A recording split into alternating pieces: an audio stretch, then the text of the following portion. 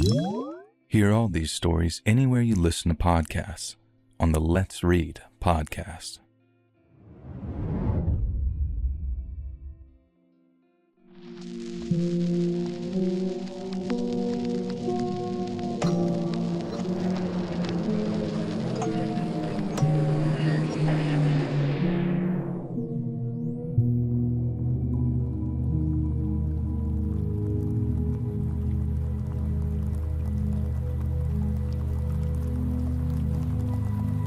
I'd been working as a wilderness guide out near Mount Shasta for about 3 months when I first met Noah.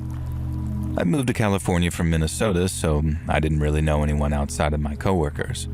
And since the town is mostly a lot of tourists, I'd have to drive down to Redding to find people that weren't just working or passing through. And that's how I met Noah and her friends while hanging out and watching the Vikings at a bar. She was nice and really pretty too, with those deep brown eyes that she said came from the Italian side of her family. We swapped phone numbers, went for some coffee and drinks a few times, and then when things started getting a little more serious, coffee and drinks turned into longer and less public meetings. Noah thought it was cool that I got to work with nature, but it never occurred to me to turn a trail hike into a date. She lived down in Redding, and I preferred heading down there since she had a nicer apartment and a cat. And there was also way more to do down there, so in the end, it was Noah who asked me if she could drive up to Shasta sometime to check out the trails that I worked. Now, I thought it sounded like a great idea, and like I said, I was kind of kicking myself for not thinking of it sooner. She was super into nature, and so I could impress her with all of my accumulated knowledge, and it'd be cute to spend some time out there alone instead of surrounded by other people down in the city. She drove up to Shasta in the morning, and then after spending some time putting a little picnic together, we drove out to the trailhead near the upper sand flats and then hiked into the woods from there. The first thing I told her about, because the ladies always loved this one, is how old-timey prospectors used to keep ringtails as pets. A ringtail is a small rodent, kind of like a cross between a fox and a squirrel. They're very cute, and I strongly recommend that you Google them to see just how cute they are. But the miners didn't keep them around because they were cute. Oh no. They called them miners' cats because they were great at scaring off the rats that tried making their homes among the camp. I talked about how wolves had been reintroduced into the area and how it stabilized the deer population. Then I remember mentioning the prairie falcons and how they reached speeds of 200 miles per hour when they're dive-bombing prey. But one of my favorite little factoids, and one Noah loved too, was a behavior in black-tailed deer that we call flagging. And just like their name suggests, black-tailed deer have black tails, but only on the tops and sides. The undersides of the tails is the same color as their butts, a sort of off-white, and when they detect a potential threat in the area, their tails shoot up to show the white and then not the black side. And it's kind of like a collective traffic light. Something that says ready, steady before the go when the threat proves significant, and it's just one of many examples of how animals have developed methods of wordless communication.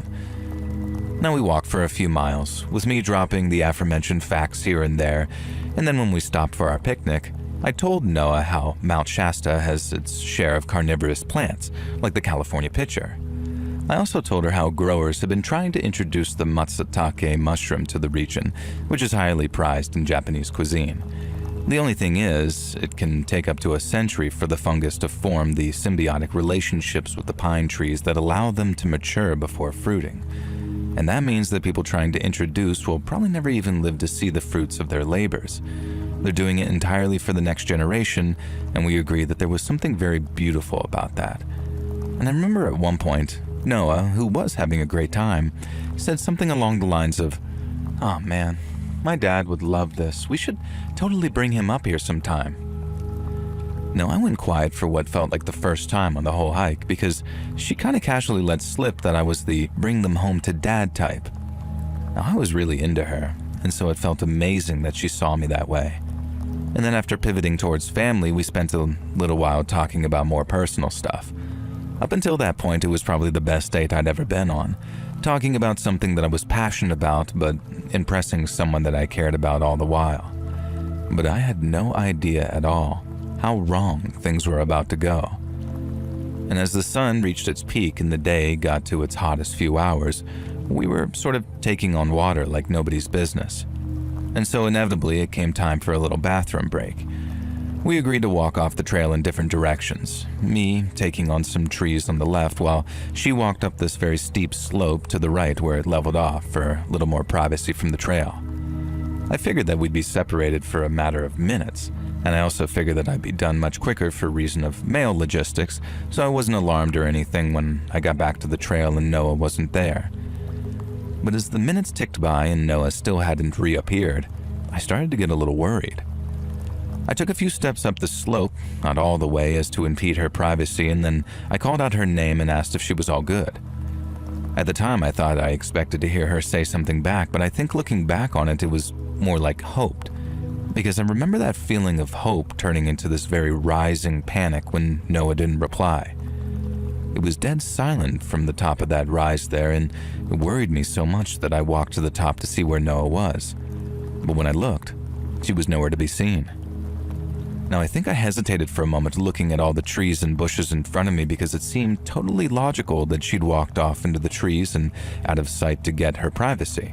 And it also didn't seem out of the question that she just didn't want to yell back at me because she was in the midst of peeing.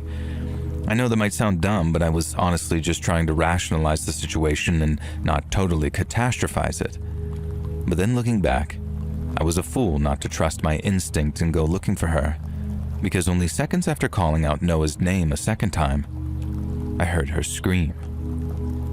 Now, without thinking, I started running in the direction of that scream before suddenly stopping myself.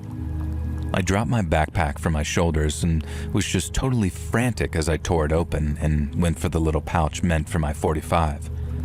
I hadn't told Noah that I brought a gun with me.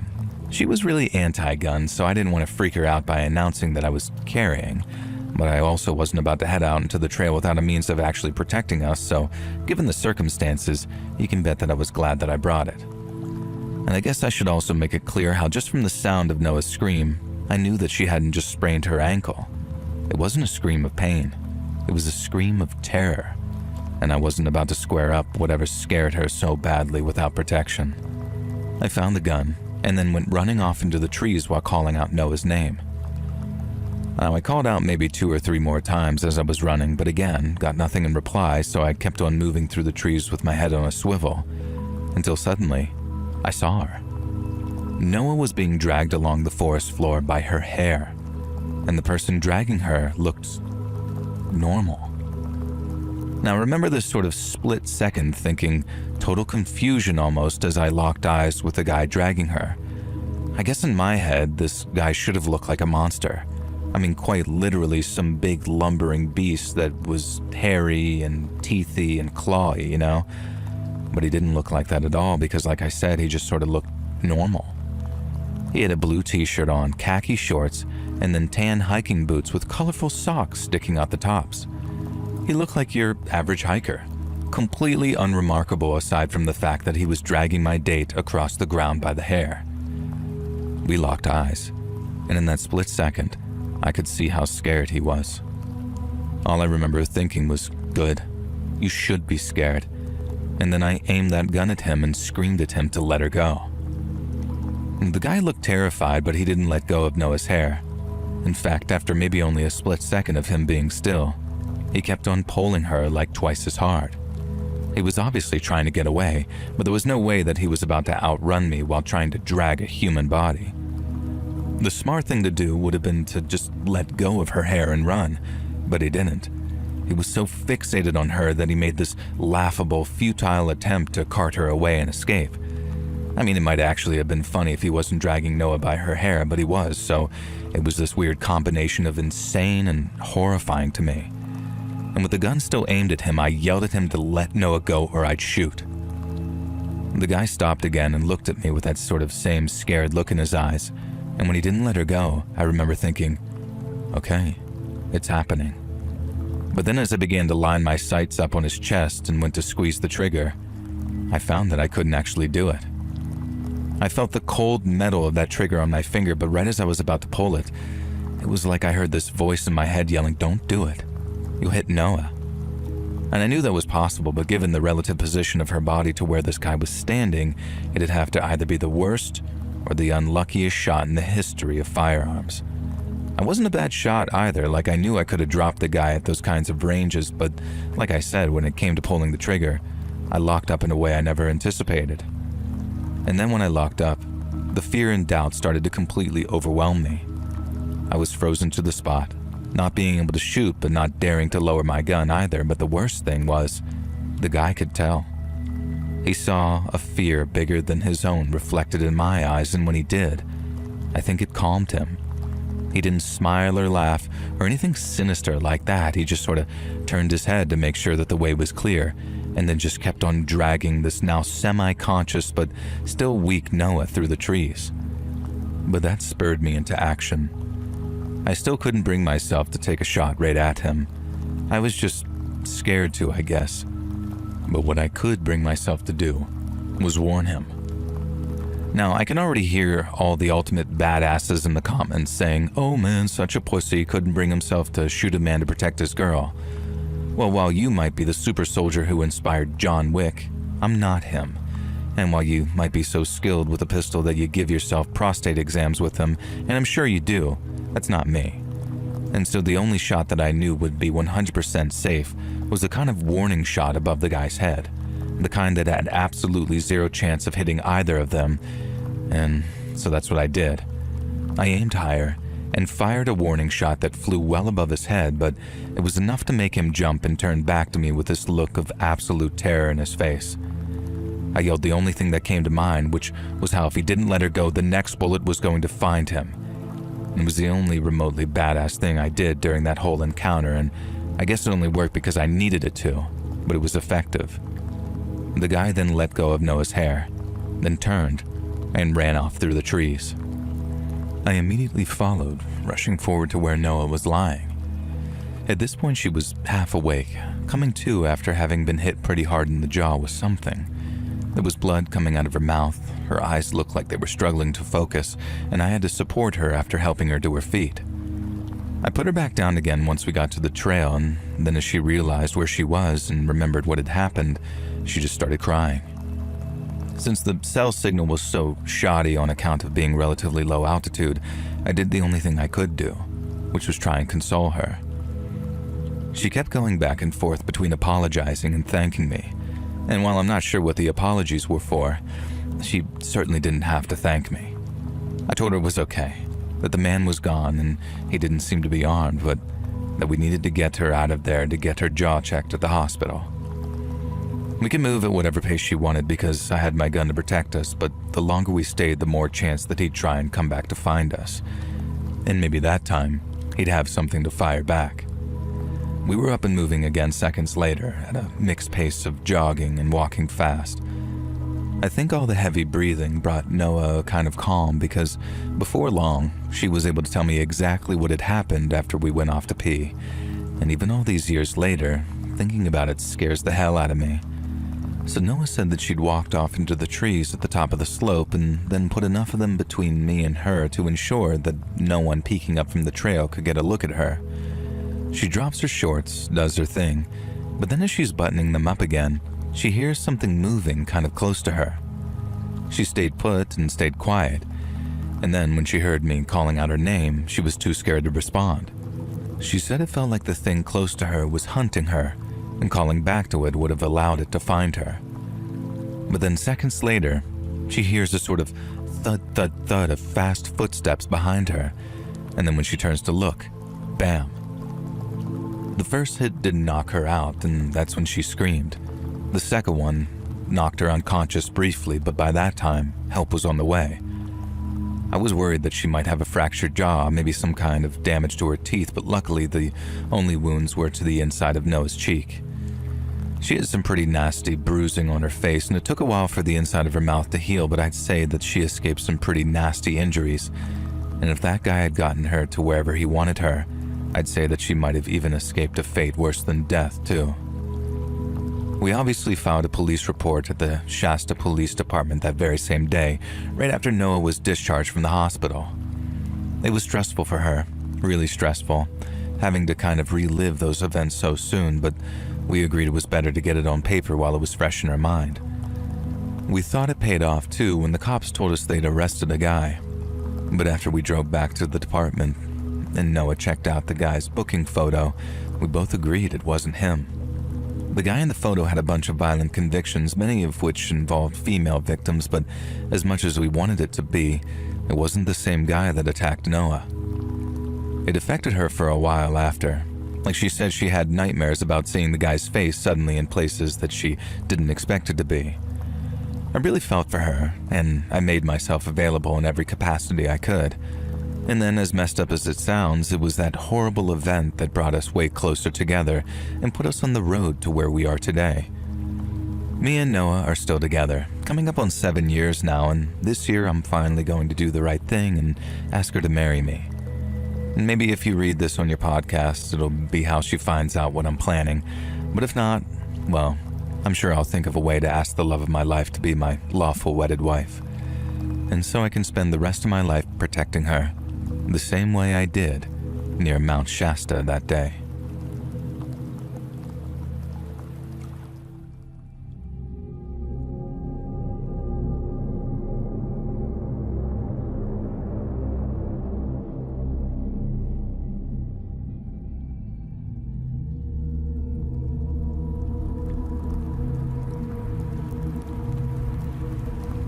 More than 3 decades ago, back when I was a much younger man, I helped a mate of mine move down to Glasgow from our home city of Newcastle. He'd managed to get a job as a football scout for Glasgow Rangers, which was basically his dream career. And so while me and all of our mates were sad to see the back of him, we were all really proud of him too. Now, we drove up early in the morning, and then once everything was unloaded, we had some pub grub and a few lagers, shandies for me, and then I started on the drive back to Newcastle. I'd left it quite late to drive back, so it was about midnight by the time I started to see signs for the English borders. The roads were quiet, with only the occasional lorry thundering past me, and I remember there being some phone-in thing on the radio, but I wasn't really listening. I was in my old Vauxhall Cavalier, an '82 model that I bought on the cheap about 4 years prior. It normally served me well, and it had been running fine all day, but just after passing a place called Jedburgh, the temperature warning light flicked on. I looked at my dash, watching the needle climbing into the red, and swore under my breath as I eased off the accelerator. Since it normally bought me a few minutes, I cranked the heater up full blast to try and pull some heat out of the engine. But that time, it seems my luck finally ran out because just a minute or so later, there was this loud hiss from under the bonnet before steam started pouring out the seams. Seconds later, I heard this horrible metallic knocking sound coming from under the bonnet, and so I coasted over to the hard shoulder and then came to a stop just in time for the engine to seize up completely. And after that, aside from the ticking of my hazard lights and the sound of hot metal cooling down, there was nothing but silence for a few seconds, until I erupted. I remember shouting, "Are you effing kidding me?" a couple of times, and then, after taking a few deep breaths, I got out of the car and tried to fix it. And I tried it for half an hour, and in that time, a grand total of 2 cars passed me, but even with me waving at them as they passed, neither of them stopped. I didn't just stand there like some plonker for the whole 30 minutes, mind you. I popped my bonnet not long after getting out, but when I did, a load of steam and the smell of burnt coolant came wafting up into my face. And after waving away some of the steam, I spotted a crack in the top radiator hose and then noticed how loads of antifreeze was dripping onto the road and forming a big green puddle. I didn't have a spare hose, and neither did I have enough water to top it up properly, and even if I had, the engine had overheated so badly that I didn't trust it not to seize up again. Basically, I wasn't going anywhere in my old Vauxhall, and since there were no mobile phones back then, at least none for the likes of me, I had no choice but to walk if I wanted to get myself some help. Now, I reckon the nearest emergency phone would have been about a mile down the road, maybe more, and so I locked my car, left my hazards flashing, and then started walking along the dark grass verge with a torch in my hand. Now, I thought I'd be on the move for quite a while, but then no sooner had I started walking, I came to a dirt track, previously concealed by a long hedgerow, which led to what looked like a big 3-story farmer's house. Now, I was so happy that I was literally punching the air because despite the fact that there were no lights switched on the ground floor, there was what looked to be candlelight in both the front-facing upstairs rooms. I felt bad for calling so late, but since the alternative of walking along the motorway was a much more dangerous one, I reckoned that I didn't have much choice. It was a particularly dark night, small moon and cloud cover, so it was only once I got closer to the house that I saw how run down it was. The ground floor windows were either cracked or newspapered over, and there were cracks in the wood too, along with a lot of peeling paint. And as you can imagine, I started to get really bad vibes from the place. But I try not to judge books by their cover too much because you tend to be rewarded more times than you're burned for it. And so with that in mind, and granted very foolishly, I decided to knock on the door. I didn't knock too loud or aggressively. I didn't want to frighten anyone. But when my first knock got no answer, I knocked a little bit louder. Again, there was complete silence. No footsteps behind the door, no talking inside, nothing. But then after taking a step back and looking up at the top windows, I saw someone peeking out at me from behind a dirty-looking curtain. And I can't lie, it did scare me a bit seeing a pair of eyes staring back at me through the dim light. But as soon as I reacted, the eyes disappeared and I began to hear voices inside the house. Now it sounded like a fair number of people, maybe half a dozen, and they were whispering like they were talking among themselves. I heard a little voice in my head saying, "They're awake, knock again." But before I could even dismiss it, I heard the sound of someone laughing inside the house. Not loudly though, more like a muted sort of wheeze as they tried to keep their voice low. The bad vibes that I was getting ramped up to 11, so instead of risking a confrontation with whoever was either living or more likely squatting there, I decided to make a move. I turned around and walked back up the dirt path as fast as I could, looking over my shoulder every so often to make sure that no one was following me. Now, I was quite certain whoever was inside was watching me from those windows, but as long as they didn't follow me, then I didn't mind what they did. I'd almost gotten to the end of the path to where those two wooden gate posts held no gate when I started smelling something strong on the breeze, something that smelled like burning. And then when I turned the corner and could see out onto the road again, I felt this almost involuntary scream jump out of my mouth as I realized what the smell was. It was my car. My car was on fire. Now, I suppose I acted on complete instinct in running over to it because there was absolutely bugger all I could do about putting out that fire. All I could do was just stand there, effing and blinding and looking around for whoever might have done it. But as you can probably guess, there was no one, and the whole area looked deserted. And I knew for a fact that it wasn't. When I realized just how much of a bad situation I truly was in, I started jogging along the road until I got back on the motorway. Now, it was only a 4-lane carriageway, so I could walk along the verge without being in too much danger, but no matter how much danger passing cars posed to me, it still seemed safer than hanging around my burning car in that creepy house. Now, I think probably about a half an hour must have passed with only the odd car going past me, and in that time, I didn't try to get anyone's attention just in case it was the people from the home. I mean, the joke was on them in a sense because that poor cavalier was definitely on her way out, but on the off chance they wanted to do more than just burn my car, I had to be very careful about who I revealed myself to. Now, I was bloody nervous for that first half an hour, but after that, I started to calm down a wee bit. I hadn't seen any cars or anything parked outside the house, and if they really did want to chase me down for whatever reason, I reckoned that I'd have encountered them already. So once I'd calmed down a bit, and after maybe 2 or 3 more cars passed me with me sticking to the trees on the verge, I made my way to the edge of the road and then stuck my thumb out at what looked like a Land Rover of some kind coming my way. Now, it slowed down as the driver saw me, but then instead of switching on the light above the wheel, someone in the passenger seat started shining a torch in my face after lowering their window. And right away, I knew that wasn't promising behavior when I realized whoever was in the car didn't want to be seen, and I turned and started walking away. Now, a second later, I heard a very promising, "Need a lift, pal?" Now, one that was just friendly enough to slow me down and make me think that I might have been overreacting. But then the second I slowed, I turned back to face the car, and the passenger doors opened up and I heard someone shout, "Get him!" Now I remember running right at the trees at the side of the road. Not along the road where the car would have been able to cut me off, but at and then through the trees and bushes at the side of the road. I remember closing my eyes as I felt things scratching against my face, and then when I opened them, I found that I'd come to a fence on the other side. I hopped over it with speed and power that I didn't even know I had in me.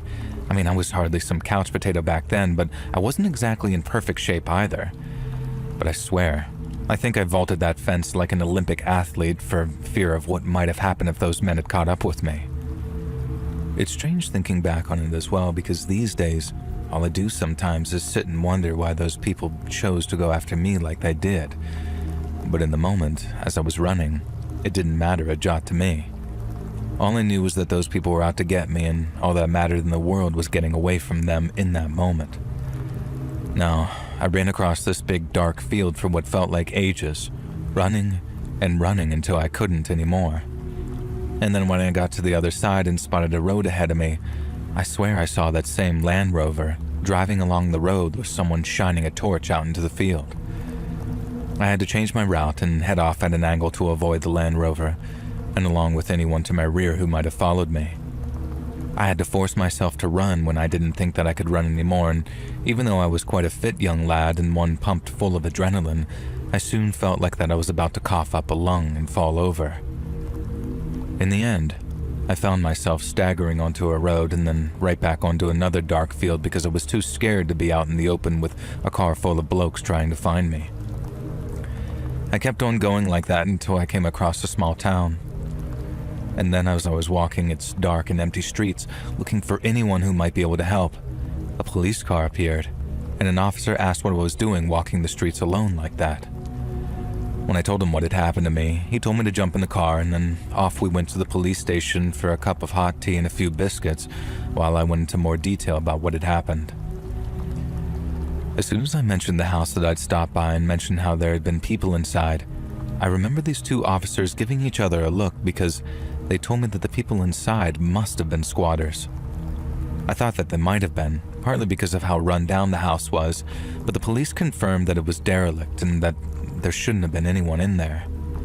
They said that they'd head over and check it out, but they doubted anyone would be there. Squatters are kind of like rats. They're annoying and sometimes they're dangerous, but they're not stupid, and they just move on someplace else and then maybe return when things all blew over. But in all likelihood, they were gone from that house for good. I remember asking the two policemen why. As in, why had they burned my car before trying to hunt me down like that? And the first words out of the policemen's mouths were, "Well, what did you see?" He was convinced that I'd seen them doing something that they shouldn't have been doing, and after spotting my car, which they assumed was still functional, they tried to make sure that I couldn't get away before chasing me down. But that was the thing. I hadn't seen anything, and once I'd established that, all we could think of was that those squatters just wanted to scare me off. One of the policemen said that since they didn't know who I was, they might have assumed that I was some kind of bailiff or law enforcement agent. And at first, they might have been worried that I was a policeman. But then when they realized that I wasn't, they must have reckoned that I was fair game for a kicking. And if only to make sure that I was too scared to return. And with nothing else to say, I gave the police the phone number for my flat in Newcastle. And then, since I literally lost everything but my wallet, one of them was kind enough to give me a lift to a nearby train station.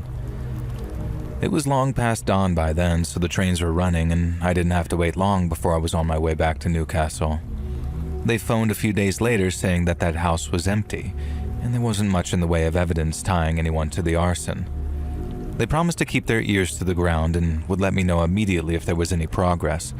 But till then, they advised me to be patient because things like that took time. Sadly, that was the last I heard from the police, marking the end of my first encounter with squatters, and hopefully my last too. I had no idea that those people could be so violent. I mean, call me naive, but the squatters I was familiar with were the hippies who took over empty houses in London in the 60s. I thought that they'd be more into peace protests and drum circles than chasing down strangers. But I suppose times had changed then, and people changed with them.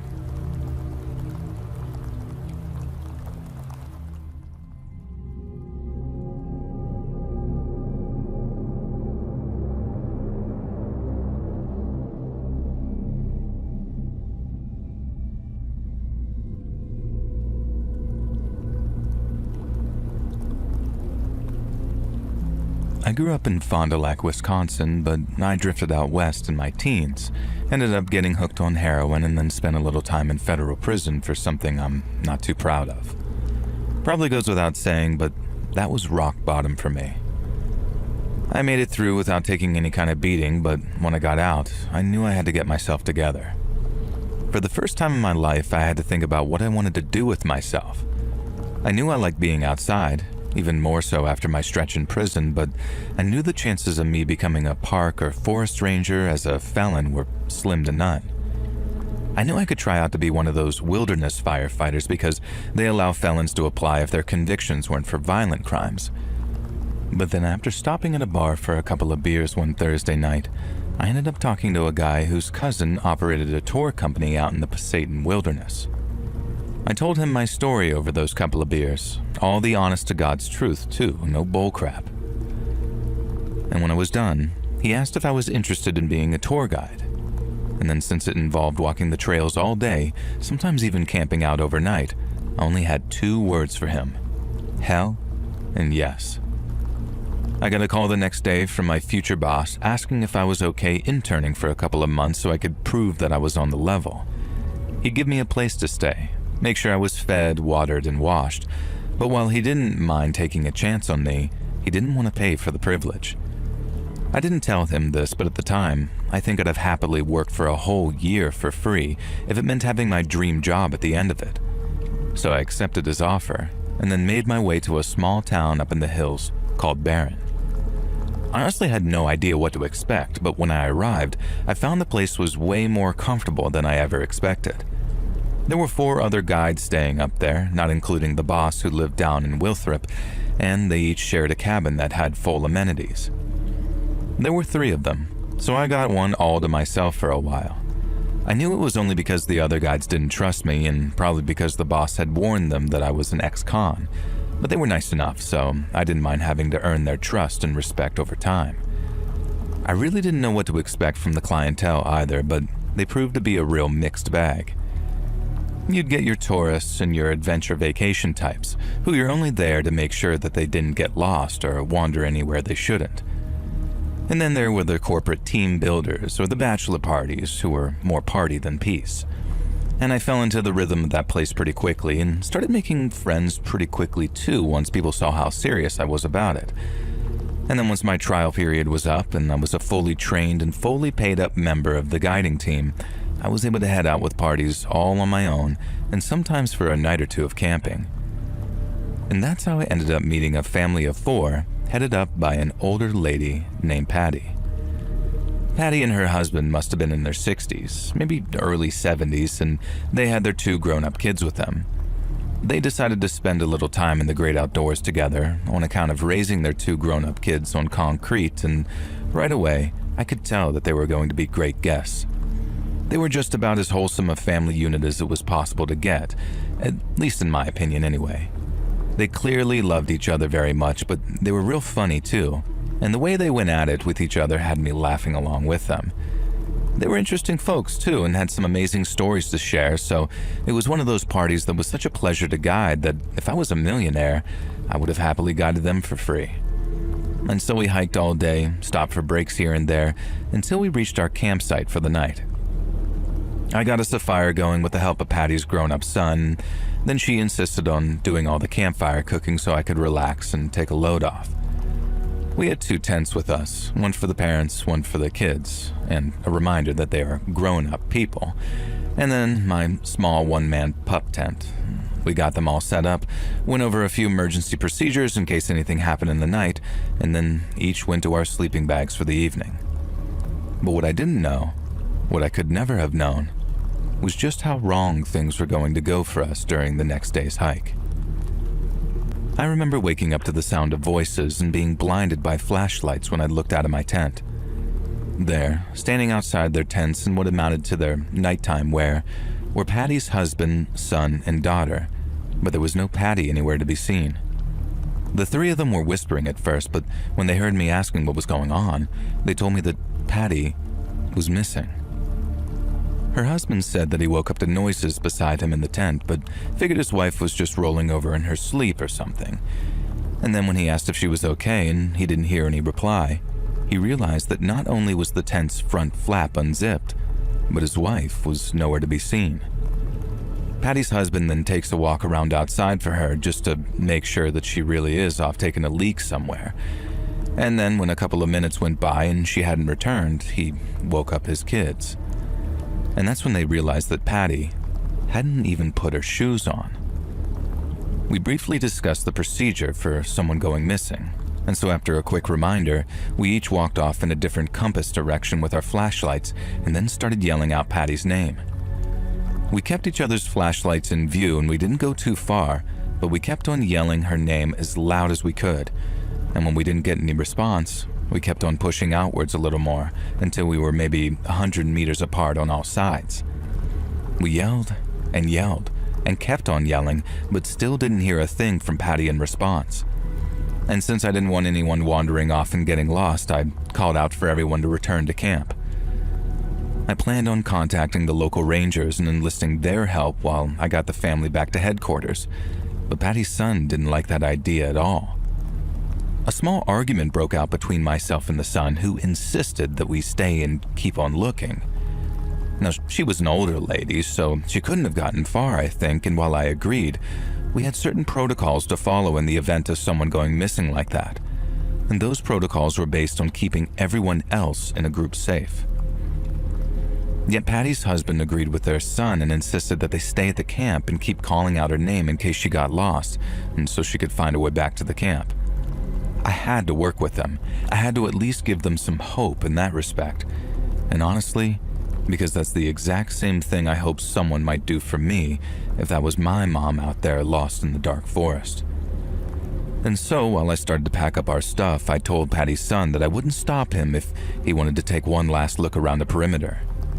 And as you can imagine, he was grateful for my cooperation, but I also get the feeling that he'd have punched me right in the face if I had insisted on leaving. And so off he went, him and his dad, while I tried my best to keep Patty's daughter calm as I packed away my gear and got a start on the group stuff too. I didn't think they'd find anything. I mean, I hope they did, but the wilderness makes you a cynic over time on account of how cruel nature can truly be.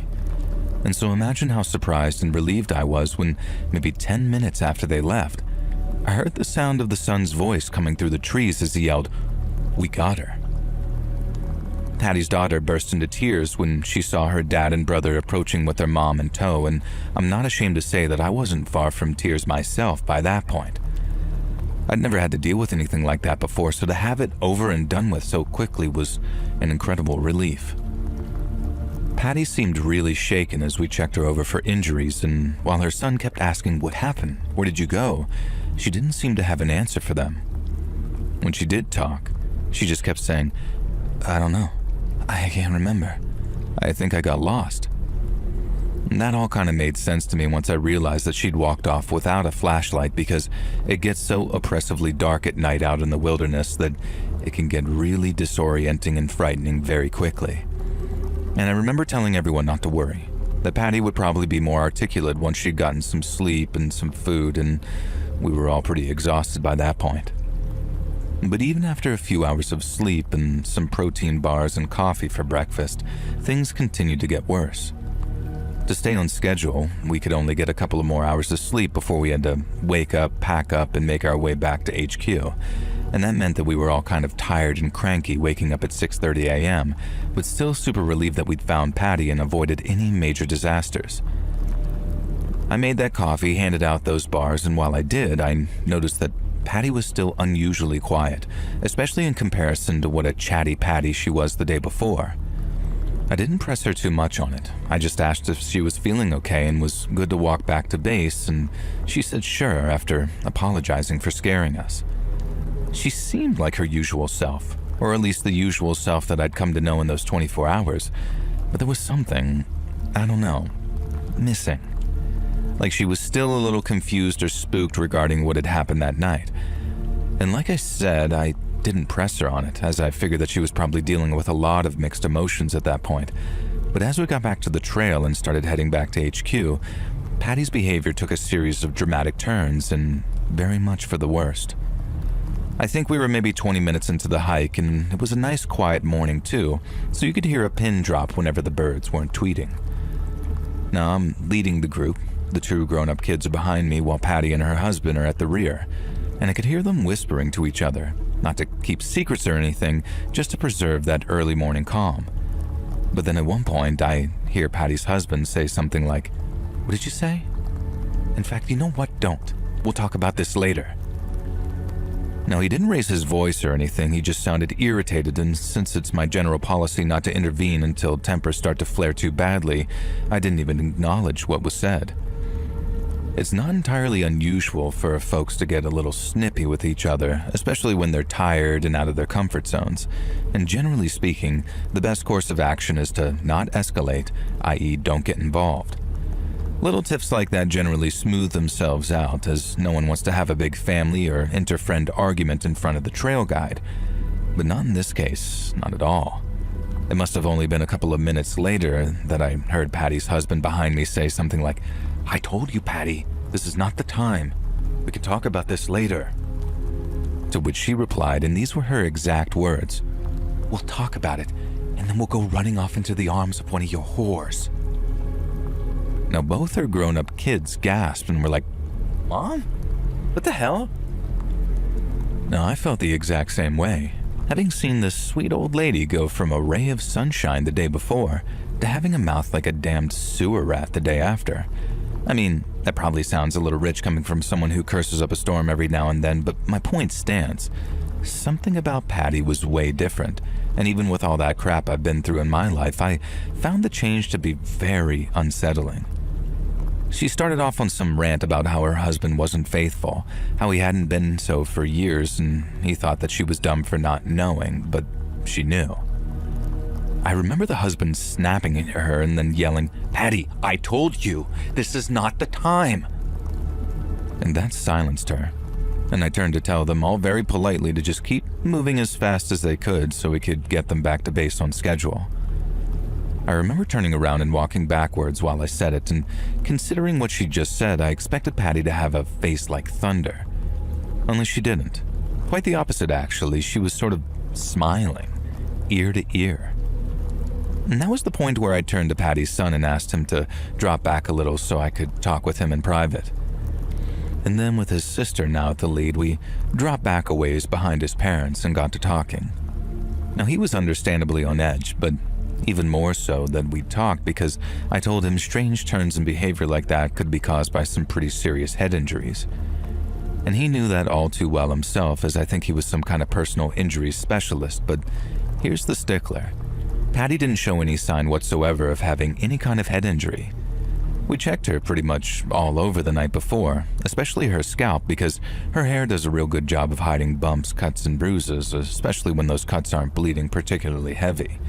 But like I said, there was nothing, not even so much as a bump on her head. That didn't mean that she'd taken some kind of fall, but regardless, she needed to be taken to a hospital and checked out for anything that we might have missed. He agreed, and then said the first thing that they'd do once we got back to HQ was drive her to the nearest hospital. But as it turned out, we didn't make it back there at all. As we kept on hiking, Patty started getting very snippy and mean again, but this time it was directed at her kids. Now, I couldn't believe my damn ears as some of the stuff that she was saying. Now, it sounded like she was dragging up age-old fights and wrongdoings, but then from the reaction of her kids, she was putting a particularly venomous and untrue spin on things. Such as one point she accused her son of selling pot in college, and he just about exploded, saying something along the lines of, "No, I did not. I got high like one time, Mom. One time. I could be disbarred if people heard you talking about this." Now, she says something really mean to her daughter too, but I'm not sure that I could say what that was without, if this ever makes it to a video on YouTube, it might get nuked, you know? And I mean, it's not even worth typing out for you to decide which part needs to be removed, because all of it was about as poisonous as you could possibly imagine. I mean, imagine the worst stuff you could ever accuse a woman of, and that's what Patty's mom was accusing her daughter of. It was so bad that the daughter burst into tears as she asked her why she was acting the way she was, and then just kept going on like that until Patty's husband yelled at her to shut the hell up. It all got so bad that I had to step in and ask them to calm down, and I never do that unless things get really, really bad. The daughter was in tears, the son looked next to traumatized, and Patty's husband had turned so red that he looked like a tomato in hiking gear. But Patty, you guessed it, she's just there smiling ear to ear, like what she'd said and the reactions it had gotten was the most amusing and satisfying thing in the world to her.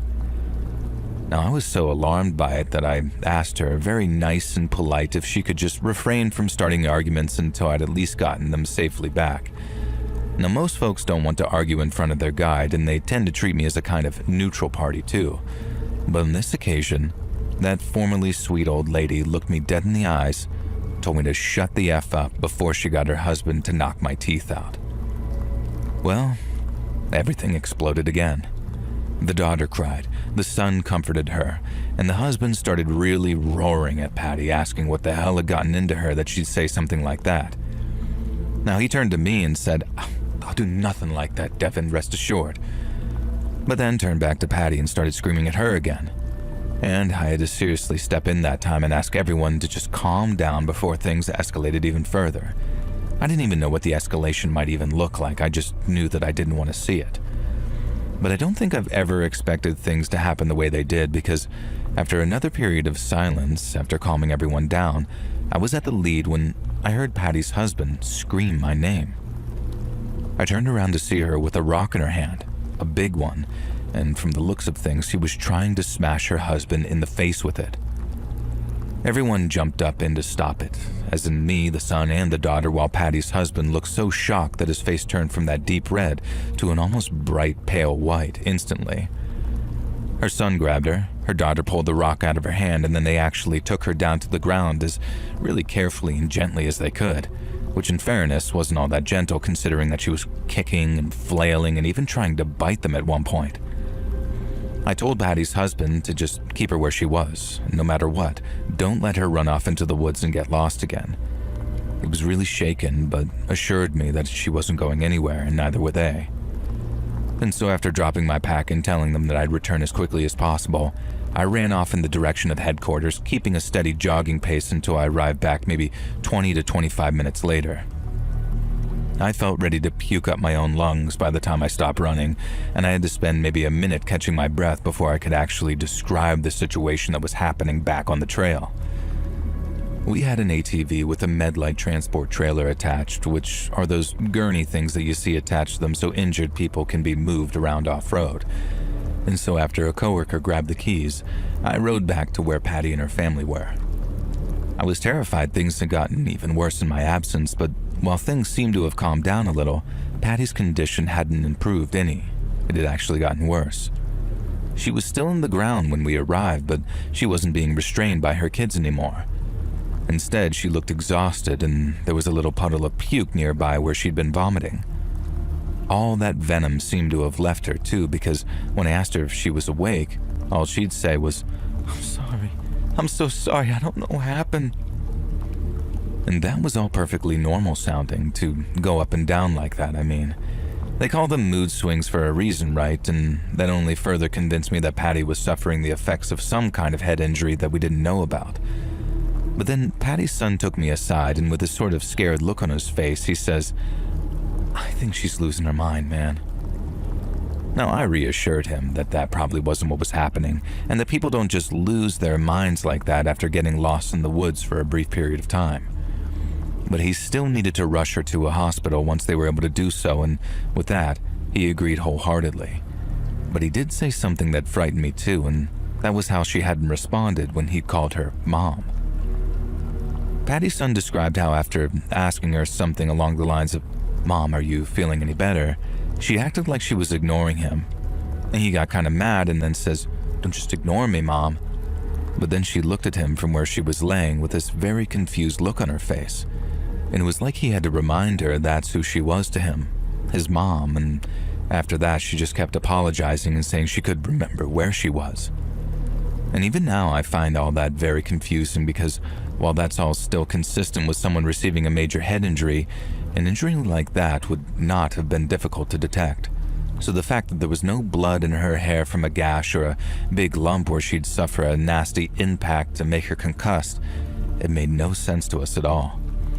Once I told them what happened, everyone back at headquarters agreed that it was best to contact EMS, and then since we were way out in the sticks and Patty's condition seemed really serious, they ended up sending out an air ambulance. Now, I've never seen a helicopter hover so low before, but I didn't exactly have time to enjoy it either. I was scared for Patty, and I felt so terrible for her husband and 2 kids who, as you can imagine, were in a really bad way by the time the helicopter showed up. All I could do was tell them that I'd be praying for them and that our doors were always open to them, and then after they drove off, that was the end of it. We didn't hear anything more about Patty or what happened to her that night on the trail, but we didn't forget it, especially not me. Time went by, but I found myself just thinking about Patty on a daily basis and without fail.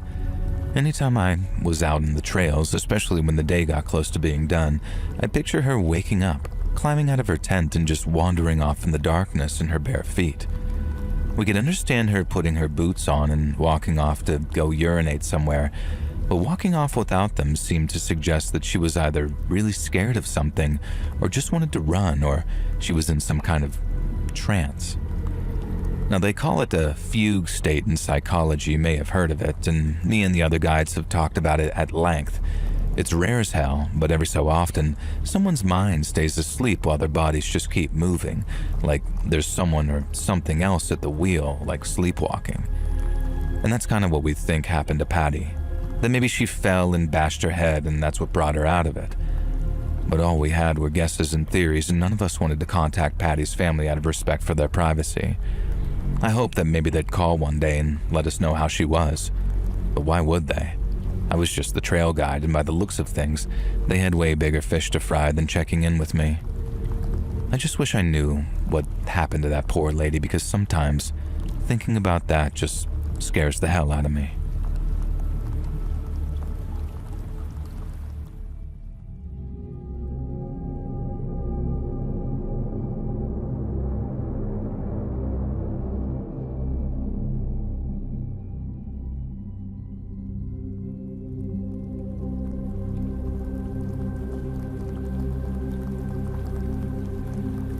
My name's Hank. I'm a proud Texan, and I work as a bus driver taking folks all over this great state of ours.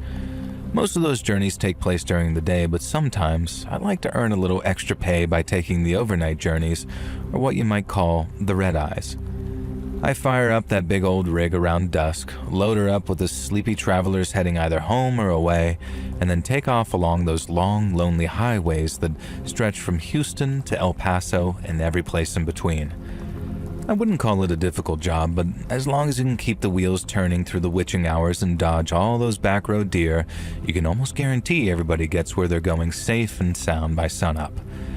And it's not often the bus causes you problems, because if you keep her clean and well-oiled, and she'll keep you moving and happy. It's the people that complicate things, though. Not every kind of person, but a certain kind, and all the worst rides have been down to that certain kind of person. Including this one, which was probably the worst I have ever experienced. Driving the bus across Texas at night with nothing but country songs and the stars to keep me company, it sometimes makes me feel like a night watchman, one charged with guarding the whole damn state. Now, I meet all kinds of interesting people on that open road under the big Texas sky, and then watching the sun rise over the prairies after a long shift, it's pure gold, but the cons hit hard too. Your sleep schedule gets all turned around, so whenever you're working nights, you miss out double on family dinners and weekends with the kids.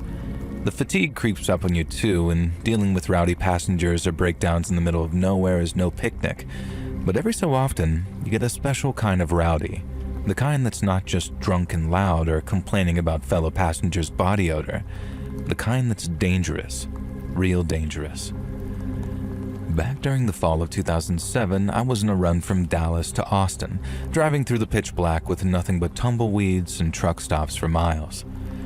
I had this fella riding with me about 6 rows back, one that had been staring out the window and kind of muttering to himself, at least according to a fellow passenger anyway. I couldn't hear him at first, so it must have been nothing but a few grumbles and not enough to cause a scene.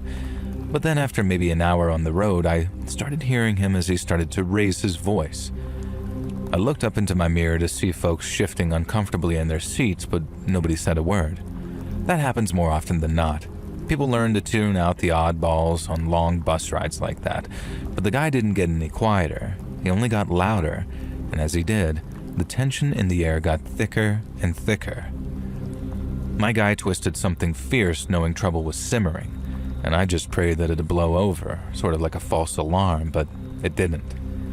When it came, the guy went off like a firecracker on the 4th of July, almost like his fuse was sizzling away for a while, and then bang, off he went, and there was no stopping him. I heard someone say something to him, I guess to sort of shut up or something to that effect, and the guy replied with a full-throated roar and then went at that challenger like a freaking skunk pig. I looked back for just a second to see him leaning across the center aisle, lunging at the person I assumed did the back-talking. I had to keep my eyes on the road, but I looked up into the mirror to see fists raining down, and then the sound of passengers screaming along with a doom, doom, doom of the big guy's fists against the other's face. They weren't fighting. It was like a beating. The kind that, if it wasn't stopped, was going to end in a casket and a family dressed in black.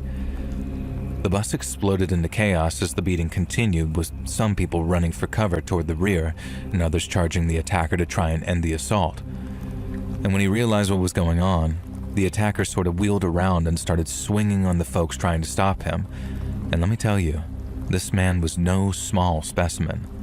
From what I could tell, he made short work of the people trying to stop him, and I think he straight up knocked a guy out too, because something freed him up to go back to wailing on the first guy he attacked, who by then was out cold and leaking blood from his nose and mouth. I didn't get a picture of all of this until later, obviously, because I was mostly trying to keep my eyes on the road while keeping an eye on the situation behind me using my driver's mirror. But then as soon as I realized the violence wasn't about to stop anytime soon, I started slowing us down so I could pull us over and get as many people as possible off that bus. I didn't hit the brakes in a sort of screaming tires kind of way. You can't do that on the bus with people standing unless you want them falling head first. And while I didn't mind if our psycho attacker banged his head on an armrest, I had to consider the other passengers too. I brought the bus to the side of the road as fast as I could, which felt painfully slow given what was happening right behind me. And then once we'd come to a stop, I opened up the doors and began hollering for people to get out as quickly as they could. I think I herded about 12 to 14 people out of the front, and there were women clutching their children, a couple of old-timers who couldn't move as fast, but everyone else moved like greased lightning. Everyone except the people trapped on the back of the bus who were being blocked from the front exit by our raging psycho. And we had an emergency exit at the back of the bus, so I started yelling at the people in the back to pull the lever and push the door open so they could all scramble out onto the road. I don't know if they just couldn't hear what I was saying over the sound of their screams, or they were too scared to turn their backs on that attacker, but they didn't do as I asked.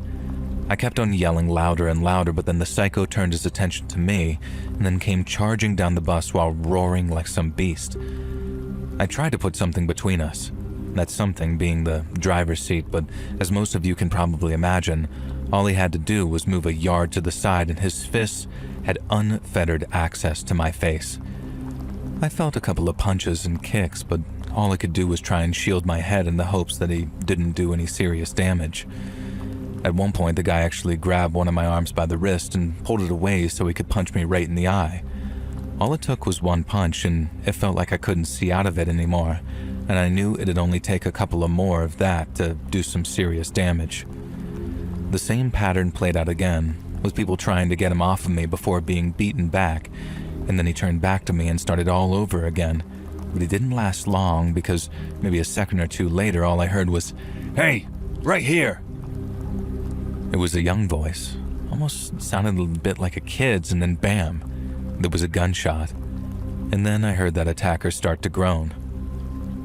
I looked around, the vision in my right eye still kind of cloudy, and I saw the attacker was curled up on the floor of the bus near the exit stairs, and he was clutching at his belly with a blood stain getting bigger and bigger on his shirt. Standing over him was this black kid with a gun. And I say kid as he must have been in his late teens, probably early 20s, but there he was, standing over the guy with a smoking pistol, telling him if he tried to get up, he'd blow his head off. With the attacker put down, and with all the fight having left him, the other passengers were able to get off the bus. People were treating the kid with the gun like he was some hero, but all he seemed interested in was getting out of there. I told him to hold his horses because the cops wouldn't arrest a man for defending people like he did. But he turned to me and, with a sort of scared look in his eye, he says, "It ain't legal. It ain't legal, man. I gotta go now." And then off he went. Lord knows where, and that's honestly the last I saw of him. With folks huddled outside in the cold, yes, Texas nights can get cold, I called in what had just happened on my cell and then waited with the rest while they either cried, hugged each other, or just stared into space like I did, wondering how the heck things all went so bad so fast. And not long after, we all saw lights flashing red and blue across the flatlands, and then as they got closer, they were joined by sirens. State troopers rolled up first. Their guns were drawn so they could secure the scene, and then I gave them the lowdown on that berserker. I mentioned the shooter too, and I know I should have been honest with him, and I might have been a little selective over what I remembered because God knows I didn't want that kid's good deed treated like a bad one. Once the cops had the scene secure, the EMTs came right behind them. They hauled off that unconscious fellow with his face all busted up and then stretchered off that young woman too, the one the attacker had given a few hard licks. And they even checked the attacker too, who was still alive, but in a lot of pain, and then with him handcuffed to a stretcher, they took him away with a cop sitting in the back of the ambulance with him.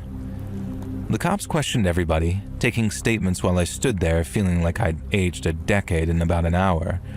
And the company I work for got a replacement bus out to us as quickly as they could, and then once the dust settled and the authorities cleared us to go, we were back on the road again. We were minus a couple of passengers because some had chosen to wait for kin or friends so they could ride with them instead. But we were also plus one because I got to sit back and enjoy the ride with the new driver at the wheel. The atmosphere on the bus now was pretty dark, with folks whispering to each other about what had just happened. But I preferred the talk because when it came, the silence was honestly heavier than a lead blanket. I still think about that kid sometimes, the one who shot our attacker before he could do any serious damage to me. I guess if you told me about a guy like that walking around with an illegal gun, I'd have assumed that he was the bad guy. And I guess he sort of was one of the bad guys if he was a felon or what have you. But then all it took was one pull of the trigger at that right moment, and he became kind of a hero to me. I know there's no such thing as a perfect person, but since that night, I've never been so convinced of the existence of flawed heroes.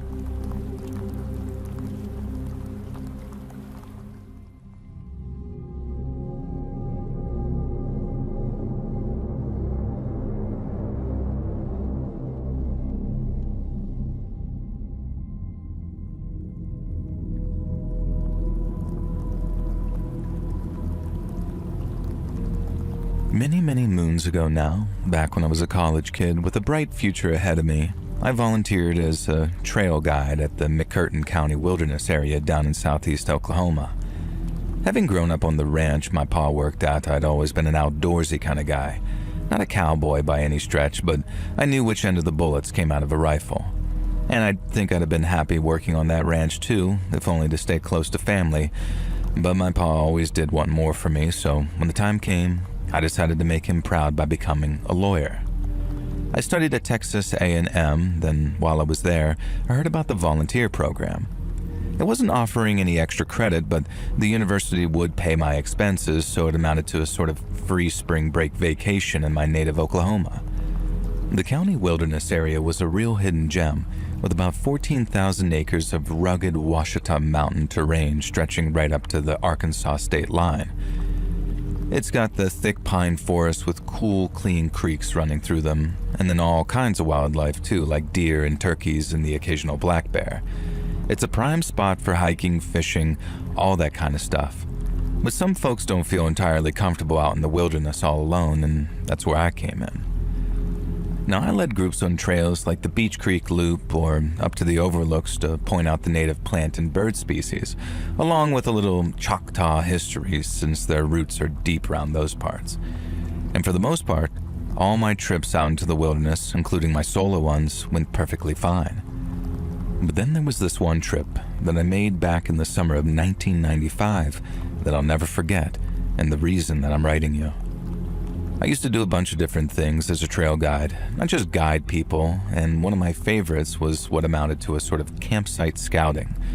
We'd host a lot of overnight camping trips, mostly for younger or older folks, so we needed tried and tested places to take our guests. For example, you needed a piece of flat, solid ground large enough for at least 4 or 5 tents. It couldn't be in a low spot either, where rain could pool up and turn your site into a swamp after one of those quick Ouachita storms. The ground had to be nice and clear with no overhead widowmakers either, and by that I mean dead branches or leaning trees that could crash down in a wind gust.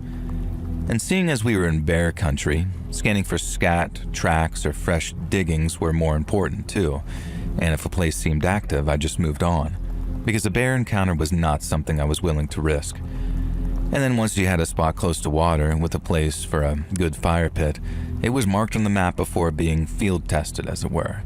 And that field testing involved one of us heading out to the proposed site and staying there overnight. On the occasion that I'm about to speak on, I was asked to check out a potential campsite around the area called He Creek. He Creek was a runoff of the Mountain Fork River and was about an 8 to 9 hour hike from where we were based. We didn't have many campsites in that area, and I agreed that we could find better ones that we already had, especially in a place with intersecting bodies of water and such varied topography. And it took me all day to get out there, and that's after hitting the trails at 7 a.m., but once I arrived, I soon found a sweet little vacation on a rise but flat peninsula, which overlooked the river. It was perfect for fishing and hunting, and ideal for families with kids too, since the creek was ankle deep and the river moved nice and slow. And the only thing left to do was set up my little one-man tent, get a fire going, and see what the night brought me. I hadn't seen any bear or cougar scat, which was a big plus, but out in the wilds of southeast Oklahoma, it's not just the obvious creatures that you gotta be wary of. We've been known to get an alligator or two in the marshier regions of the southeast, and while bobcats and coyotes can be a treat to small children, rampaging herds of feral hogs pose a danger to just about anything that gets in their way, large vehicles included. And so the whole idea of staying out there overnight is to get a real feel for the place, since it's at night when the wilds really come alive. And after easily putting together a campfire, thanks to the abundance of firewood in the area, I made myself a campfire dinner and then took to reading some Call of the Wild by Headlamp. I'd read it before, but I figured that there was no better paperback for a night in the wilderness, and I'd just gotten to one of my favorite passages. Quote, "He was beaten, but he was not broken, etc." when I heard a noise about 20 to 30 yards away through the trees. I don't spook easily, and I spent enough nights outdoors to know nights can be noisy, so since all you normally need to do with an animal is let them know that you're there, all I said was, "Howdy, y'all," as I looked up from my book. Now, I didn't hear any more movement after that, for a couple of minutes anyway, so I figured maybe it was just a dead branch falling from a tree. But it wasn't long before I heard it again, and that time, it was even closer. Someone or something was moving through the darkness, getting closer and closer to me with each passing minute. And so I did what any other right-minded person might do in that situation, and I reached for my gun. Now, I carried a Super Red Hawk, but in a .480 Ruger, so I had a little less recoil. Now, it was very much my choice sidearm for those oh crap moments, so I was confident that I could put down whatever charged at me. My only worry was that it wasn't an animal, and whoever was out there was similarly armed as myself. So in the off chance that that was the case, I remembered saying, "You gotta be real brave or real stupid to be sneaking up on someone who's camping after dark." Now, it served as a dual purpose, making it clear to an animal that I wasn't going anywhere, and clear to a person that I wasn't some pushover. And then when I heard the sound again just beyond the light of my campfire, sounding like it was coming from behind a nearby tree, I cocked the hammer of my Red Hawk and aimed for its trunk. My hands were shaking as I tried my best to focus on getting my breathing right, so when whatever it was came around the tree trunk, I was ready for it. But then, just as I managed to get my heart rate just a little less frantic, I heard the sound of fast-moving footsteps just off to my right. Whoever it was so fast. that I didn't even have time to turn and aim at him, not without giving him a clear shot at me with whatever kind of blade he was holding. I didn't get a good look at it, but I saw it shining in the firelight as he came at me, and it gave me no choice but to basically dive over my own tent in order to put something between us. I heard him yell something as he took a single swing at me, and then by the time I was up on one knee, I only saw the back of him lit up by the campfire as he ran off into the trees again, and I wasn't about to let him get away. So I aimed, steadied myself, and then took a single Hail Mary shot at him. And that bang was so loud it had my ears ringing, and I hoped to hear him scream before tumbling into the dirt, but there was nothing. Just the faint sound of heavy footsteps as whoever it was fleeing the area. I spent the rest of that night watching my own campsite from a distance, just watching and waiting for whoever attacked me to return. Packing up and heading back wasn't really an option, as it'd give whoever was out there a really good opportunity to track my movement on account of how noisy moving around at night can be. But it also raises the question of how the hell did that person manage to approach my camp so quietly? And why the heck would a person try and murder a complete stranger like that in the middle of a wilderness area? At dawn, once it was light enough to see, I walked off in the direction my attacker had run following the encounter and quickly found a trail of blood. I followed it for quite a distance, moving slowly and quietly with my pistol at the ready until I reached a small, chest-height cave set into a rock face. It went deep, but I only went in for enough to see where the blood trail ended, and there were all kinds of animal bones in there. Random pieces of camping trash too, like empty cans and plastic water bottles. But unless they were hiding at the very rear of the cave, seeing my flashlight and keeping quiet as a mouse, I don't figure anyone was in there at that time. I got back to the compound about 9 hours later in the mid-afternoon. I went straight to my boss, told him what happened, and that's why they stopped taking camping parties up near He Creek. The local sheriff said that he'd keep an ear to the ground and I was well within my right to shoot at him, but in all likelihood, they probably wouldn't find the guy with so little to go on. Now, I'm not sure if they found the blood trail and took a sample or whatever they might do. Hell, I'm not even sure they sent anyone out there at all, really. But it just goes to show you that even when you're out there in the middle of nowhere, it's not just the bears you gotta worry about. It's the men.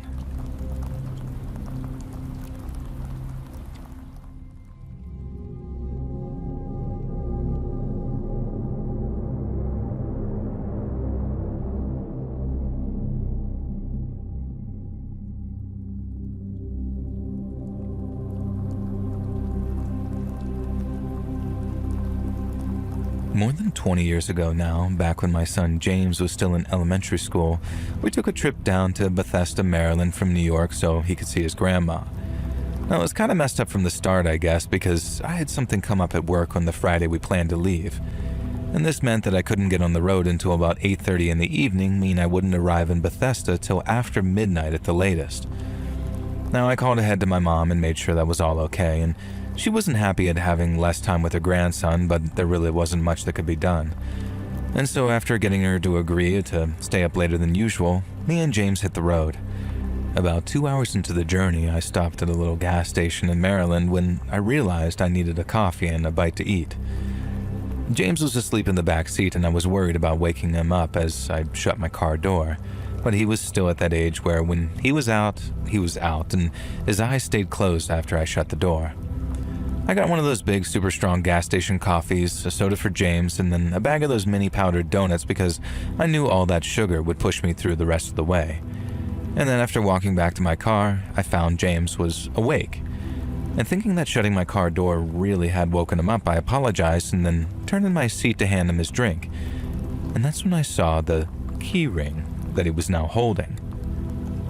At first glance, it looked like a little clown holding a sign of some description. And I asked him what it was while taking a look at it and saw how the clown's little sign read, "Flying Plow Circus." It wasn't plastic either, like it was mass-produced. It was wooden and looked almost handmade.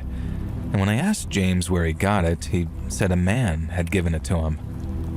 Now, naturally, this didn't ring any alarm bells at first, and I was about to just let it go. But then I asked, when the man gave it to him, to which James replied, "A minute ago, while you were in the store." Again, this didn't scare me like it should have, because I'd locked my door. Now, I'd never leave my kid in an unlocked car like that while I went into a store, and since sleepy 6-year-olds aren't the most reliable and frequently play pretend, I didn't really take them seriously. But that's when James said something along the lines of, "Yeah, he did something funny to the door, like, then it opened, then he told us to go visit sometime." Now, I remember my pulse getting faster as I asked James if he was serious, and if he was sure. He told me he wasn't lying, and that the man used some kind of wire to open the door. Now, by the time he said that, my heart felt like it was about to burst out of my chest. I asked what the guy looked like, and James just said, "Normal." And then as I got out of my car and looked around the parking lot, I don't think I'd ever been so close to a panic attack in my whole life.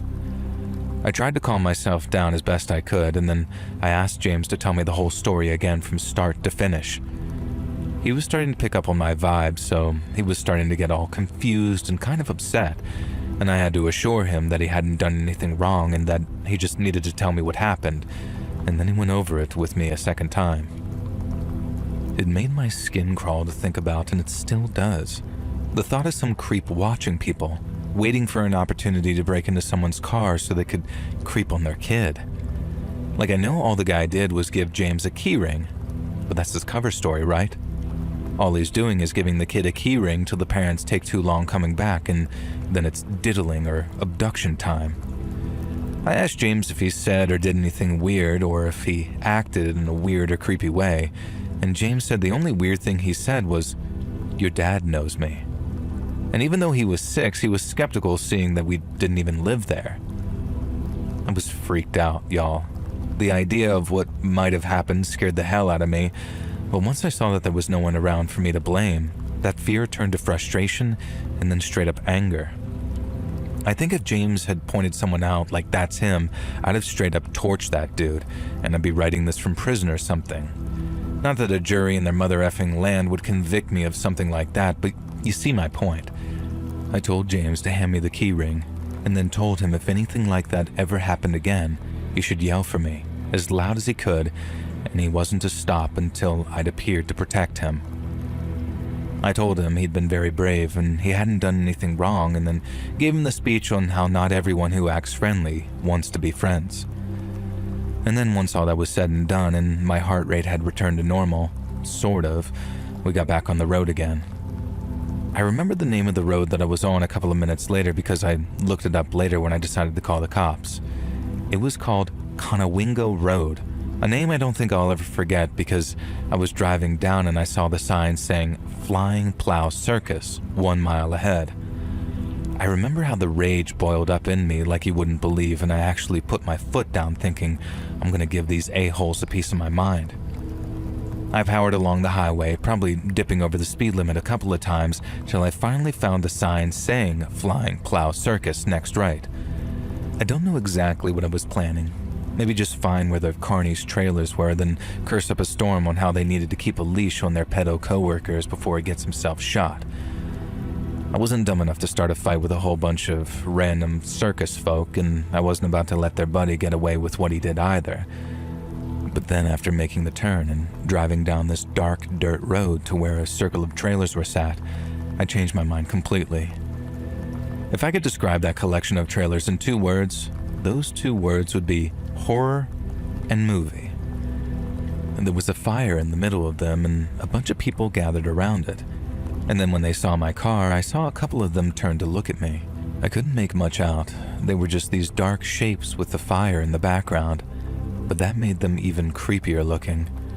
I realized that it might not be a case of one rogue carny, and for all I know, the whole gang might have sent that one guy out looking for a kid to snatch and bring back to them.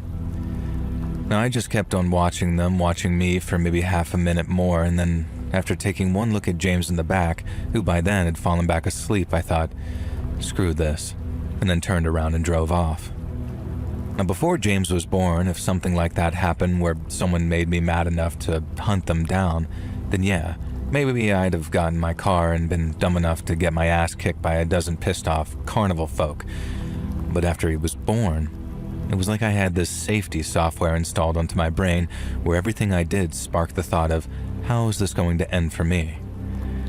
There was no point trying to defend him from something I wouldn't survive confronting, because being a parent is literally all about living to fight another day. Life's not a game anymore for me. I have to do everything I can to protect my kid, and it's just scary as hell when you try and do all the right things and still end up with some creep breaking into your car. I called the cops from my mom's place that next day after telling her all about the man, the key ring, and all the signs from the Flying Plow Circus. They called me back basically saying that they'd been stonewalled and that no one admitted to slipping out from their camp after dark, not even for a second. And that's what confirmed it for me. If they were just a bunch of innocent, good-natured carnies just making their way in the world, then I doubt that they'd have stonewalled a pair of cops who came around asking about a kitty creeper. If there was some sketchy loner on my crew and I thought that they were up to no good, and I mean really up to no good, I'd want them gone. So the fact that they all sort of said, "I don't know what you're talking about, officers," and that made me think that they were in on it and they were just covering for their boy. On the journey back from my mom's and while driving in daylight, I slowed near that turn that I'd seen the trailers on but didn't see any signs for the Flying Plow Circus.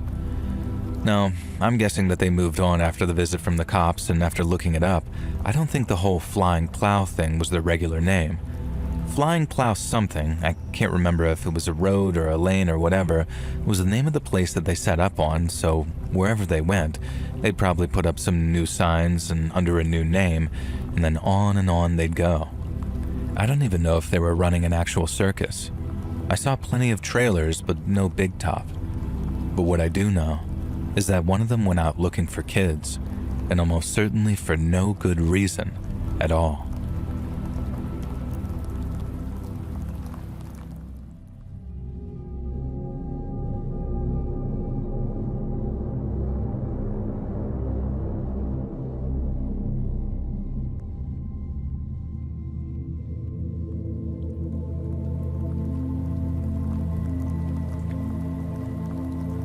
Almost 10 years ago now, way back in September of 2016, I drove all the way from LA to Phoenix to visit an old high school friend.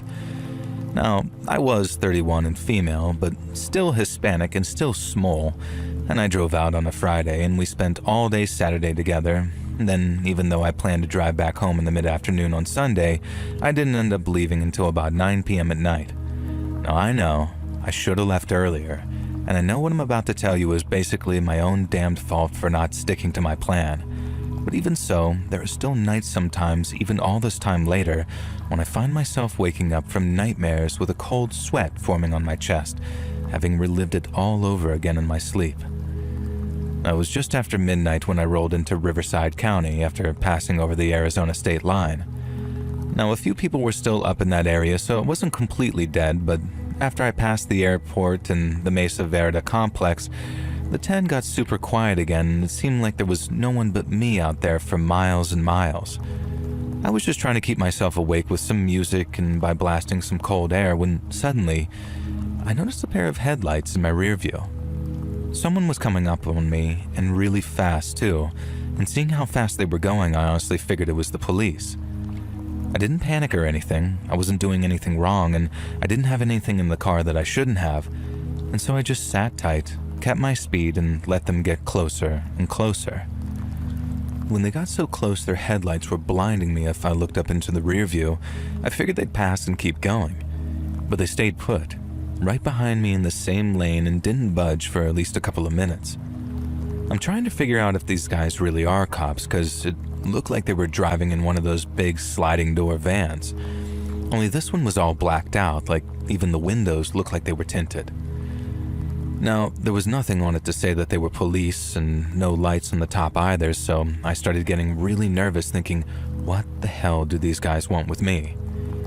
Like I said, they stayed behind me like that for a couple of minutes, and then by the time they dropped back a little, they sped up to try and pass me, and I was actually super relieved. Now, I thought because they weren't trying to follow anymore, I was out of danger, when in reality, I was in more danger than I could have ever even imagined. I just let them pass, because what the heck was I going to do? But then instead of passing me and speeding off, the black van pulled back into the same lane as me and then started cruising maybe 10 to 15 minutes in front like it was trying to block me. I thought, oh, big deal, right? Like I could just slow down and lose them. But I didn't think that I'd need to, so I didn't. I stayed right where I was, slowing only a little to just a safe distance between us, and then kept on cruising just like the van was. Oh, I had no idea what they were up to, and I think maybe curiosity really did almost kill the cat here, because when the van's rear doors swung open and I saw a man in leathers with some kind of bandana wrapped around his face, I kind of just froze up. I couldn't think of a single good reason why he'd want to open the back doors like that, and for a second I thought that he might be planning on jumping out for some reason. I don't know what I was thinking. All I did was lean on the brake a little and put just a little more feet between myself and that van. I just had no idea that I'd moved right where he wanted me. I dropped back a little more, still wondering what the hell these guys were doing and why they didn't have any plates on the back of their van. I then watched as the man with the bandana around his mouth began to smile at me. I obviously couldn't see his mouth, but I could see it in his eyes. That or the dust was getting to him, because it's like he squinted before turning his back on me and carefully leaning down to grab something. Now, I might sound crazy or dumb to y'all who are reading this back in almost slow-mo, and maybe I was just too tired and slow or naive as heck, but I could not conceive of what he was about to do next, no matter how obvious it seems looking back on it. And so I just watched as the guy hauled something up into his arms, turned around, and then tossed it out onto the freeway in front of him. I saw what it was way too late, and I guess that moment of panic really did slow me down, but I had just enough in me to turn the wheel at just the right moment, so that when that old engine block came bouncing up off the blacktop, it smashed into my windshield on the passenger side and not into me. And once it hit, instinct told me to slam on the brakes, and so that's what I did, bringing my car to a spinning, screeching stop. Before I realized that I was covered in glass and there was basically a giant gaping hole where my windshield used to be. I just remember sitting there and shaking after I turned off my engine, and then I got out, walked to the side of the highway with my phone and dialed 911. And it wasn't until I described exactly what had happened as calmly as I could that I suddenly just broke down when the operator told me to stay on the line while she transferred me to someone. And after that, it was a case of guiding the cops and EMS to where I was so I could be taken to the ER. Aside from a few cuts and some mild whiplash, I was pretty much good to go, but I was reminded of just how lucky I'd been by that doctor. The cops had said the same thing, and that's why I say reminded, but at the time, it didn't all the way feel lucky, and it wouldn't for quite some time. I knew I was lucky to be alive, and it wasn't like I was completely blind to how lucky I'd been in that respect, but all I could think about in the months afterwards was, why me? Like, why did they pick me of all the people they could have picked to throw a damn engine at? Like, I know they were trying to kill me. I just want to know what it was about me that made them think, yeah, this is the one. Let's turn her into hamburger meat. The cops didn't find that van or the people inside it, and I don't mean any disrespect to the boys in blue when I say this, but I didn't have much faith that they would. It was a black van, no plates, traveling in the middle of the damn night in the middle of the damn desert, and it might as well have been a ghost. And that fits too, because you know something? It sure as heck haunts me like one.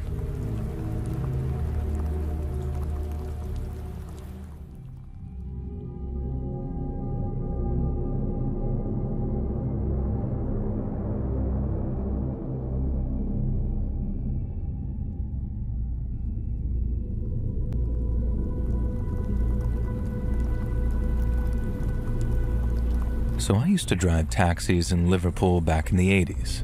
Now, it was great money for what it was, and so even though I only planned on doing it long enough to find a replacement for the job I'd lost, I ended up driving for almost 3 years before I finally gave up. A big appeal was that I could work when I wanted. If I had something that I needed doing in the daytime, be it something with the kids' school or whatever, I could just take a few hours off, take care of business, and then head out on the jobs again at night to make up the hours. And there was no doing that in a factory or down on the docks, not without getting your pay docked anyway. But it wasn't all sunshine and roses, and I remember one particular job where for a minute or two, it didn't look like I was going to make it home to my family that night.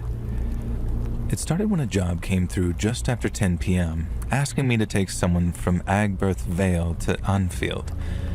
I got the address, drove over, and then parked up outside a small 2 up, 2 down on a dark and quiet street. I didn't want to beat my horn, which was the usual method of letting a customer know that we were outside, so I gave dispatch a buzz on my radio and asked them to call the customer back to let them know that I was waiting. Dispatch said no one picked up the phone, but then maybe a second or two later, I saw someone walking out of a house and towards my car.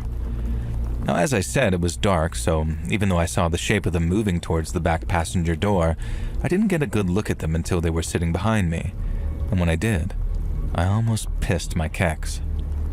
He was wearing a balaclava, and after he shut the door, he sank down low in the seat to make it harder for him to be seen from the outside. Now, he had what looked like a jerry can of petrol in one gloved hand, and then with the other, he pulled out what looked like an old detective gun from his jacket, like a proper six-shooter, and pointed it directly at me. He said if I tried to run, I'd be shot. In fact, if I did anything that even remotely upset him, I was a dead man. Now, my only job was to do what he said, and when he said it, and if I did, I'd go home alive that night. And so, seeing as I didn't have much of a choice, I drove where he told me to go. We ended up parked up across from a pub not far from the Rialto on Upper Parliament Street, I remember. And the lad in the back told me to turn off the engine and then spent the next 15 minutes or so checking his watch and peering up over the solid part of the door to watch the pub through the window. He kept on checking his watch, and I kept getting the urge to try and talk him out of whatever he was about to do. But every time the words were about to come out, something stopped them. I stayed quiet, and then noticed that when the clock on my dash hit 11 p.m., the lad in the back started getting even twitchier. When I noticed people coming out of the pub, obviously around kick-out time, the lad told me to start the engine. He was watching the pub doors like a hawk, and then suddenly, he started rolling down the window all frantically before he pointed the gun out the window, shouted something I couldn't make out, and pulled the trigger. One of the fellas who just walked out of the pub hit the concrete like a wet sack of spuds. Someone screamed, and then the guy in the back seat let out a scream of his own as he told me to drive. I obviously had to stay under the speed limit where possible, but it was tough with a gun pressed in the back of my head every so often, with its owner telling me that if I stopped for the police or took us down any dead ends, I'd be getting one to the back of the dome. The lad directed me to drive all the way out towards Speke to some of the derelict land near where the airport is today. He told me to get out of the car and then started emptying that can of petrol all over the seats after joining me outside. And that was the closest I had got to trying to do something when I realized that I was about to lose my car. I know that probably sounds horrible, seeing as I didn't do anything about him shooting that fella outside the pub, but I wasn't really in any position to do anything back then, whereas watching him pour that gasoline with his back to me, I knew that there was a very slim chance that I'd be able to get the drop on him. But if I didn't, I was a dead man. And so I basically talked myself out of it in my head and then watched as he set my car on fire and then ran off into the darkness. I just remember feeling numb. Less than an hour before, I hadn't even received the job yet, and then just a short while after parking outside that house to pick them up, my life had been changed forever.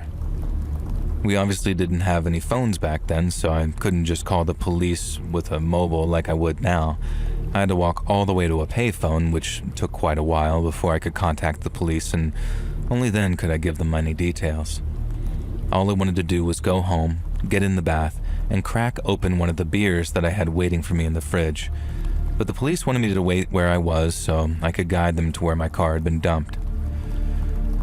It honestly didn't take all that long, and I'm grateful the police got out to me so fast, but the last thing in the world I wanted to do was go back to where my car was still smoldering and repeat my story for a second time. But I had to, because the most important thing was making it really bloody clear that my part in the murder was an unwilling one, and I did that by giving them as much info as possible on the man that had done the shooting. But when they asked if I'd be willing to appear in a court at a later date, I told them no. Call me a coward, but to me, you'd have to be mental to testify against some gangster in this city. Maybe if I was in London or New York or somewhere like that, but not Liverpool, because everyone knows everyone around here. And they said that I might get asked again if murder detectives were put on the case and they found someone they wanted to charge. But the fact that I never got that call is the only proof that I need that they didn't catch anyone. I used to have nightmares about it too, proper horrible ones as well. But nowadays I just have these dreams, not quite nightmares but still clear enough for me to remember when I wake up in the morning. And sometimes in those dreams I do what I wanted to do in the moment and beg the killer to reconsider.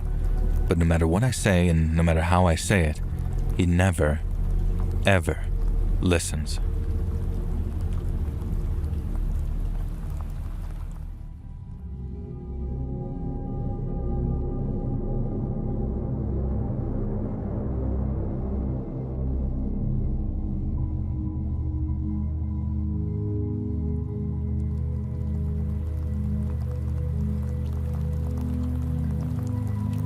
I was raised in West Texas, a trailer park by a single mom, and the rest is summed up by a couple of lines from a Merle Haggard song. Dear old daddy, rest his soul, left my mom a heavy load.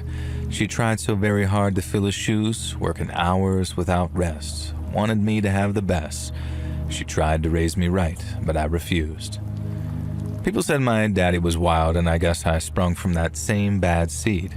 But while my buddies were picking poisons like dope or booze or women, I got hooked on something altogether different: adrenaline.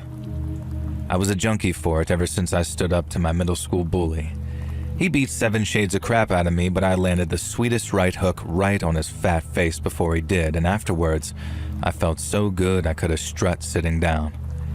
He didn't bother me anymore after that, and I didn't see enough high school for anyone else to make the same mistake.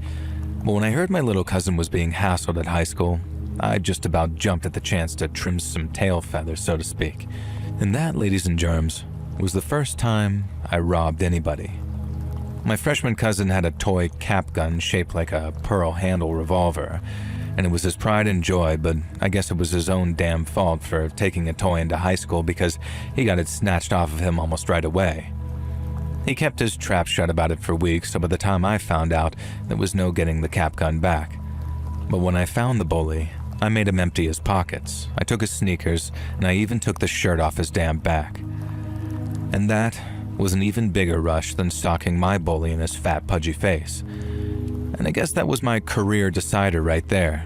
The way other kids see a Marine in his dress blues or a roughneck manhandling his rig and think, damn, that's what I want to be when I grow up. I robbed that kid and I thought, hell, I could get used to this. And I started off in earnest when I was 16, stealing cars and robbing houses so I wouldn't have to get a real job. And then by the time I started hanging out in bars and meeting the right people, I got involved in much more organized sorts of crime. I started robbing trucks with a guy who called himself TJ because all we had to do was wait to see which truckers picked up a lot lizard and then raid their cargo when the cab was shaking. And that made us some good money for a while, but as we got older and started racking up bills, we needed to graduate to something a little more rewarding. We started robbing gas stations, bars, and pawn shops, anything that would net us a clean 4 or 5 figures if we hit the safe on deposit day.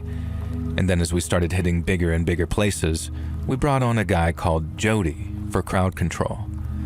Now this was my crew for about 3 years, and we'd hit a place maybe once every couple of months if conditions were just right. But then for this one job of robbing a small credit union, Jody wasn't available, and after shopping around, TJ said that he'd found a replacement in the form of a guy named Vincent. Before we did anything with Vincent, I wanted a face-to-face, and so we met for some steak and potatoes over at this little place outside of Odessa. And TJ said that he was a big guy, pretty sharp too, meaning that he'd be the perfect replacement for Jody while he was out of state. And then when he walked through the door of that steak place, I couldn't have agreed more.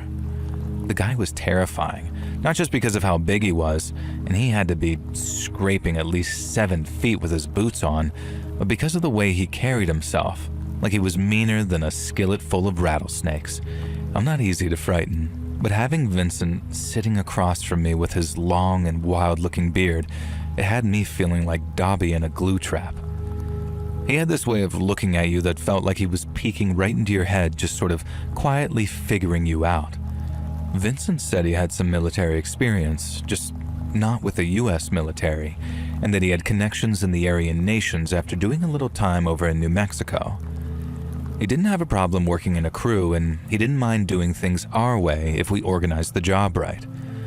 And the only thing that struck me as sketchy was when he said that he couldn't talk about the time that he served in that other country's military. That kind of set off my bullcrap detector, but if all we needed him to do was stand there and look mean, then he'd be just fine. We ended up hitting this little credit union about a week later, and unlike a lot of the bigger unions or bank chains, the manager proved a tough nut to crack.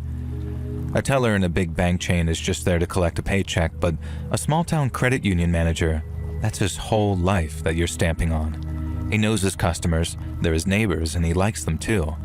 But what he doesn't like is no-account robbers like us thinking that we can have something for nothing. A small-town credit union manager might think twice, maybe even 3 times before handing over the keys or codes, and in a profession like mine, seconds meant safety. And the more you racked up during that crucial part of a job, the more danger of getting busted there was. And the one at the job that I'm talking about was no different. It was my job to get him to hand over the keys while TJ and Vincent watched the door and worked crowd control. And right away, just from the look in the manager's eyes, I knew that he wasn't going to play ball. I ended up bashing him over the head with my pistol a few times just to show that I was serious. I can't say that I'm altogether proud of that, but like I said, seconds mean safety. He took one hit, and then another, and he still didn't break. I was getting worried that he might not break at all until Vincent pointed at one of the 2 tellers working at the place and asked if she was the man's daughter. No, the manager was a lily-white Texan, while the teller looked like her parents came from Mexico or maybe further south. So when Vincent first suggested that she was the manager's daughter, I thought to myself, what are you smoking? But when I turned back to the manager, he had this look of pure terror in his eyes. Vincent smiled, jumped over the counter, and then started tearing at the buttons on the girl's blouse, saying that he was going to do all this obscene stuff to her right in front of her dad. The manager just about lost his mind and promised to hand over the keys if Vincent promised not to touch her. And that was all it took, and we were out of there with a whole bunch of cash just a few minutes later. I later asked Vincent if he was serious, if he really would have done all those things that he talked about to make the manager hand over the keys. Now he just smiled that big wolfish smile of his and said, "Whatever it takes to get the job done, brother. Whatever it takes." Now I had no doubt in my mind that he meant what he said, and I don't think I've ever met anyone who was so obviously a dyed-in-the-wool psycho. But little did I know, I hadn't seen nothing yet. The next job we did with Vincent, we hit up a little savings bank just outside of San Antonio. One of the Mexican supervisors, who we needed to open up the safety deposit boxes, had some kind of meltdown and forgot all of her English. Maybe she did it on purpose to slow us down, or maybe it was genuine, who knows. But what I do know is that out of nowhere, Vincent steps up and starts straight up speaking fluent Spanish to her. Now he's not just talking Spanish either, he's talking to this chick like he's her damned uncle or something, trying to almost soothe and relax her. And you know something? It worked. She freezes up, stops screeching like a whistle, and then just looks at him as he gives his little speech. And then when he's done, she hands over the keys to the boxes, and once again, we're making our getaway in minutes flat. We all wanted to know what he said to that lady, but Vincent calmly explained that all he did was tell her what would happen if she didn't hand over those keys.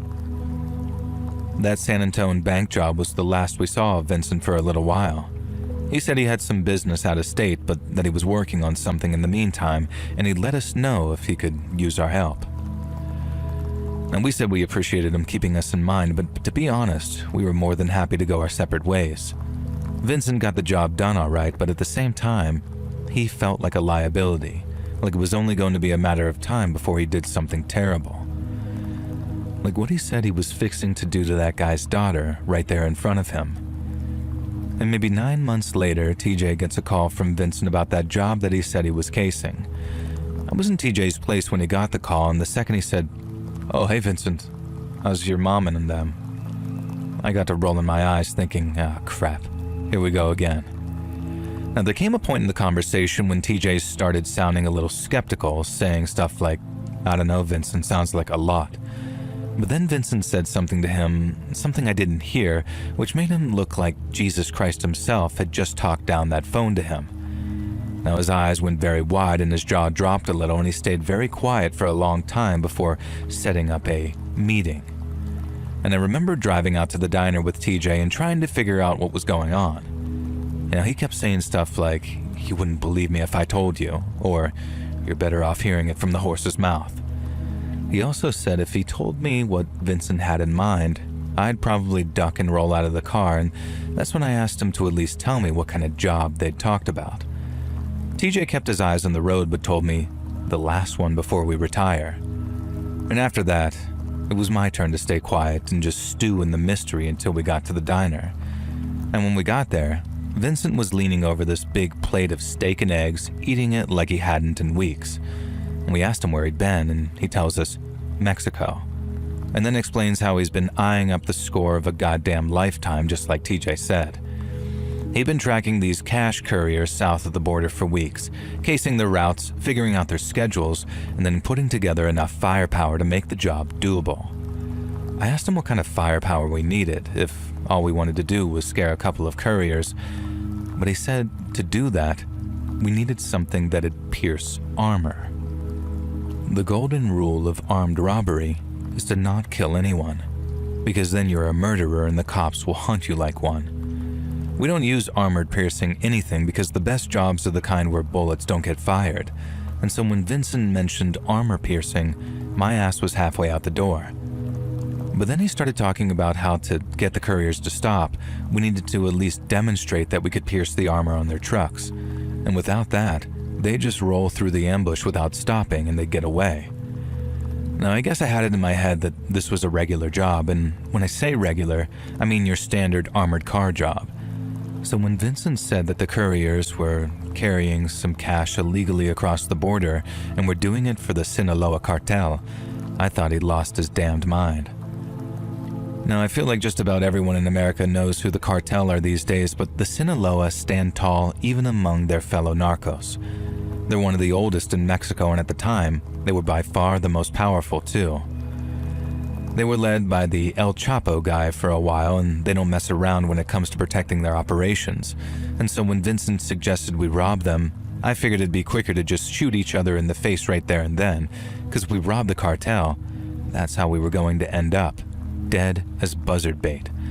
But Vincent said he had a plan. At the time, the Sinaloa cartel was at war with the Juarez cartel. Couriers were getting robbed and their hitmen were dying by the dozen, but it was all just one big mess down there. But that meant, at least according to Vincent, that the Sinaloa wouldn't suspect a foursome of gringos to be responsible for robbing one of the couriers, at least not unless directed by their enemies in Juarez. And to him, it was foolproof, and if we did the job right, we could bring home enough laundered cash to retire on. We wouldn't have to worry about washing it. We wouldn't have to worry about anyone coming after us.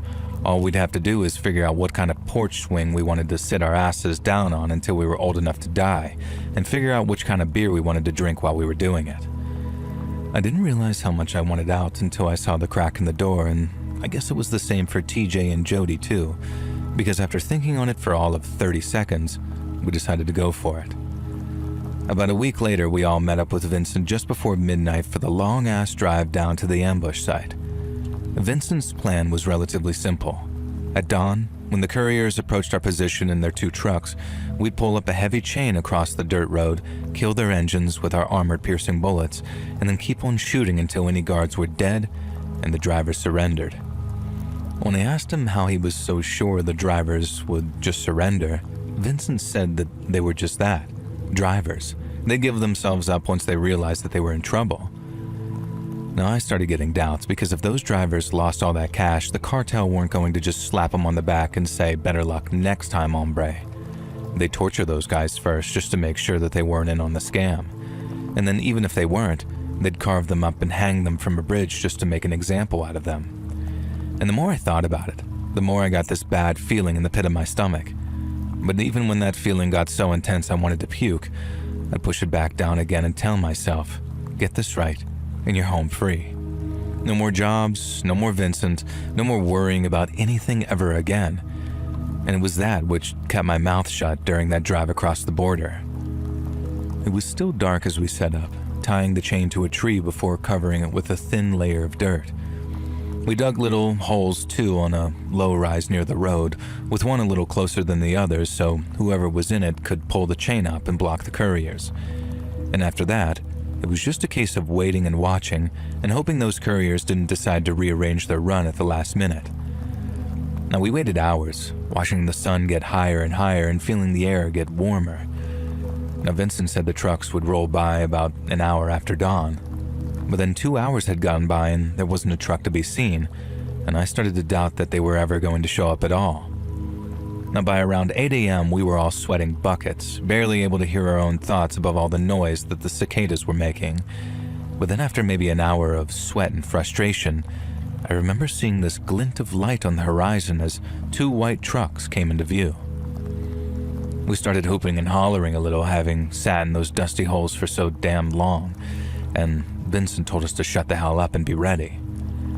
Now, as we watched the trucks getting closer and closer, TJ took hold of the chain, waiting for Vincent's signal to start yanking it up into the roadway.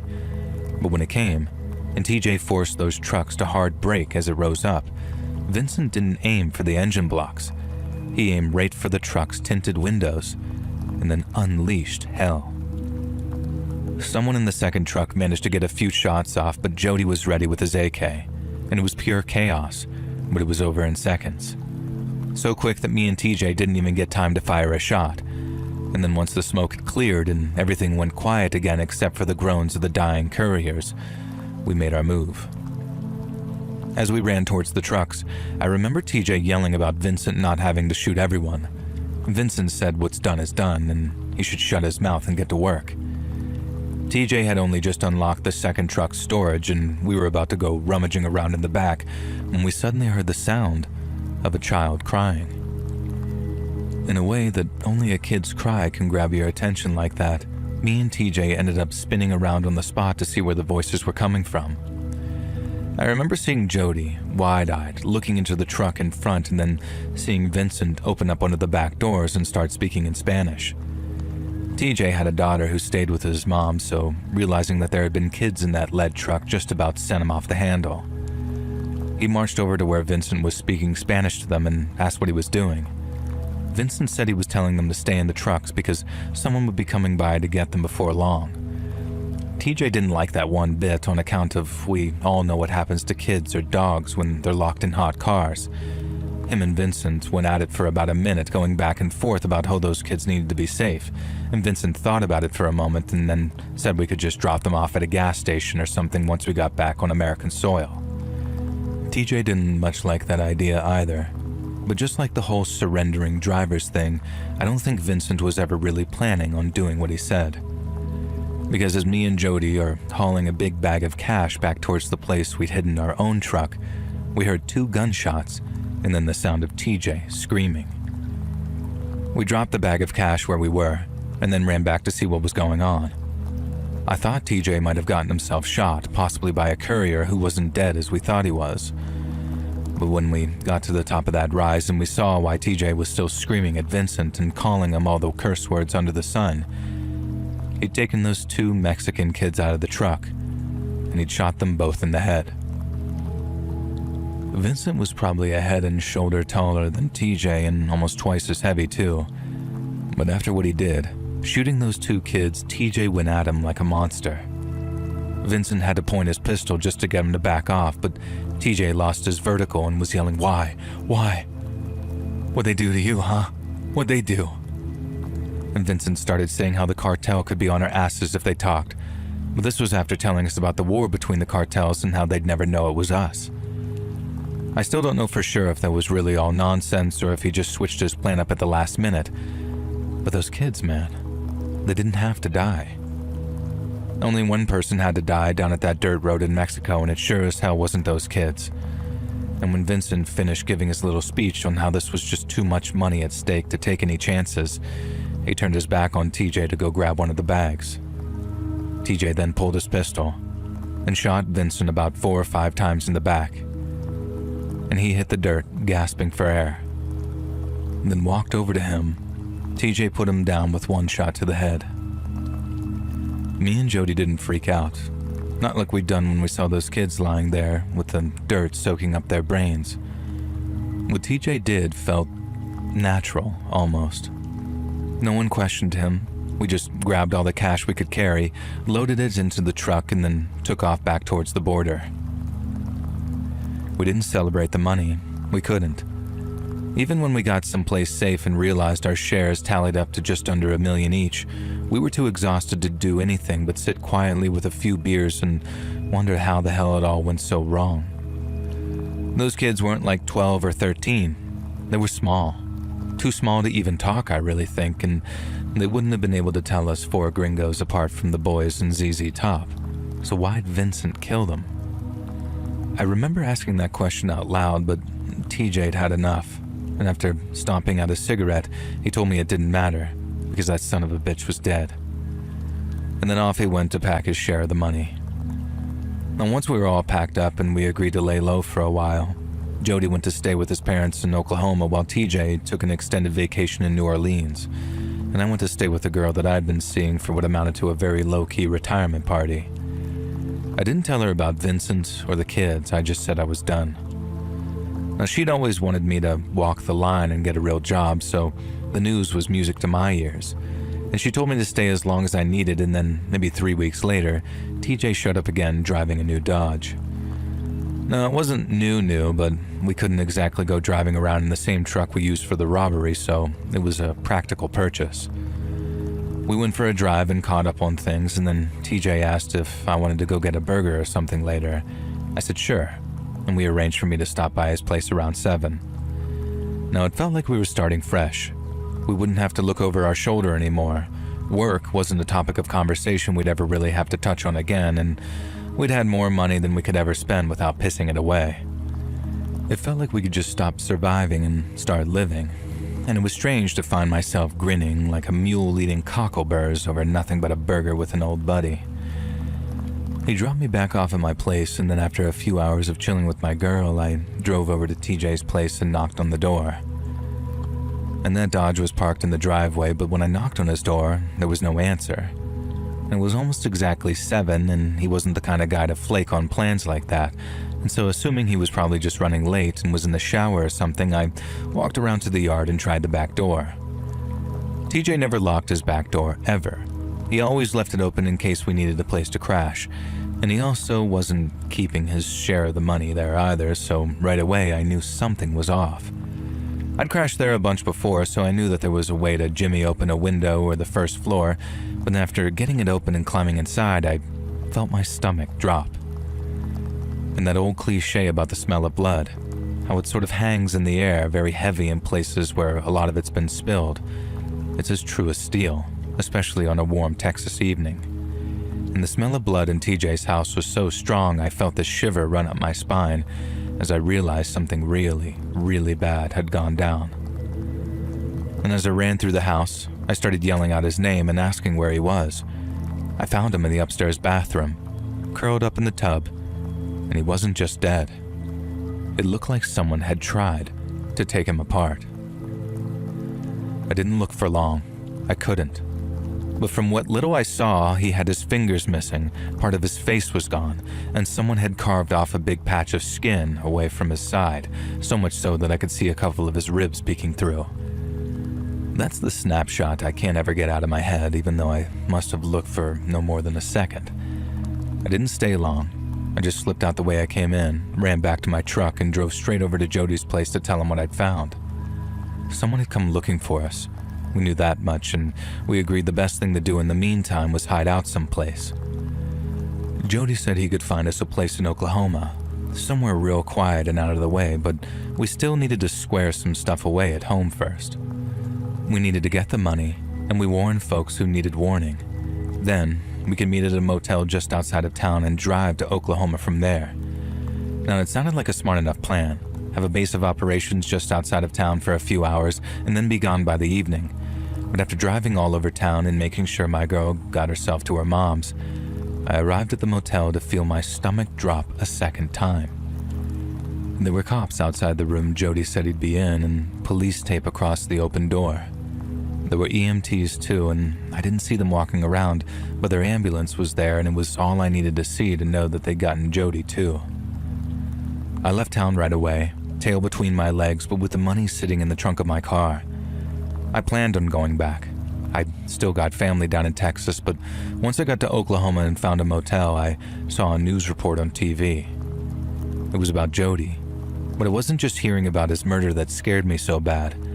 It was the description a witness had given the police, which became the basis for their person of interest appeal. But it was that which made me feel like the devil himself was standing right there next to me, laughing his ass off at a joke I didn't get. Because when the newscaster read out the man's description, being that of a tall, stocky man with long hair and a wild-looking beard, it sounded almost exactly like Vincent. Someone matching that description had been seen in the motel's parking lot acting strange. Then around the same time as the murders, this same person was said to have hopped in a truck and driven away from the scene at some very serious speed. But then, Vincent wasn't the only guy in Texas to have a long-ass beard and a ponytail, so that all could have been a coincidence, right? But then what are the chances of the same person sporting an oversized hat and a bunch of bandages around his head?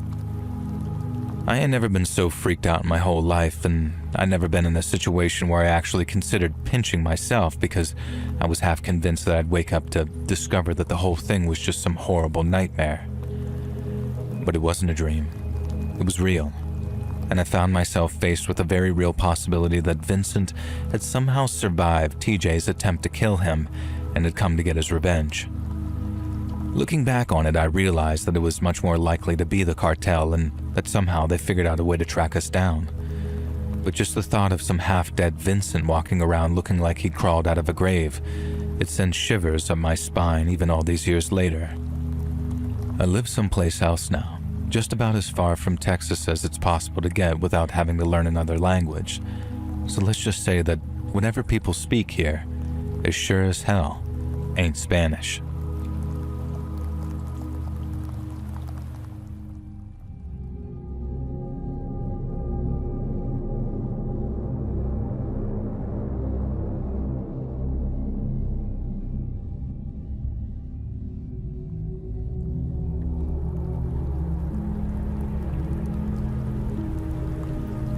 Do any of you have someone who you'll never forget, even though you never really knew them that well? Someone who was a constant in your life, just sort of a background character who isn't around anymore. Someone you find your mind drifting back to every now and then because even though you didn't know them that much, you just saw them all the time and they were like an interactive, friendly part of the furniture. Now, I don't mean that in a derogatory way. It's like a beloved lazy boy that you get from Goodwill. You don't know its backstory and you never will, and you don't ask about its past and it doesn't ask about yours. Christ, this sounds dehumanizing, but it's how I think about it. It's in a fond, loving way, trust me, and I hope one day I'm someone else's Goodwill lazy boy, someone who touched a person's life just by being there and someone they'll always remember. Now, I remember Mr. Browning. I'll never forget him, and even though the last time I saw him was probably 1985, I think I remember him fondly regardless of how things ended. Now, I sure know that I always thought fondly whenever this guy crossed my mind. Me and the wife often talked about how we should invite him over for dinner. We wondered if he was lonely after his wife had passed a decade or so before, and we wondered if his adult kids called often because they never seemed to visit. But we just never got around to asking Mr. Browning. Hell, I don't even remember what his Christian name was. It was always, "Good morning, Mr. Browning," and he'd respond with, "Good morning, Ted." He was my elder. We understood the hierarchy, and I do know that he was a former teacher, so maybe he thought of himself as Mr. Browning. Maybe it didn't even cross his mind to ask me to call him by his first name. Amos, that was it. Amos Browning, and I remember from his obituary and later the funeral. And I think those were the only times that I heard his first name spoken and one of the only times that I saw his adult children. His son was a very doughy-faced man who looked bored to be at his father's funeral. His daughter was one of those sharp-faced women with a meek, sycophantic husband and the kind of bratty son who wanted to be the center of attention, even at Grandpa's wake. We didn't stay long. We'd gone to pay our tributes to Mr. Browning, but we couldn't stay. We didn't want his family asking us questions about his death, and they likely knew that I'd been present when it happened, and I'm not a good liar. I would have struggled to give them the answers they wanted instead of the horrible, haunting, traumatizing truth. Me and Mr. Browning used to chat over the fence. Well, I'd lean over the fence and he'd mow the lawn, and he was always mowing his lawn.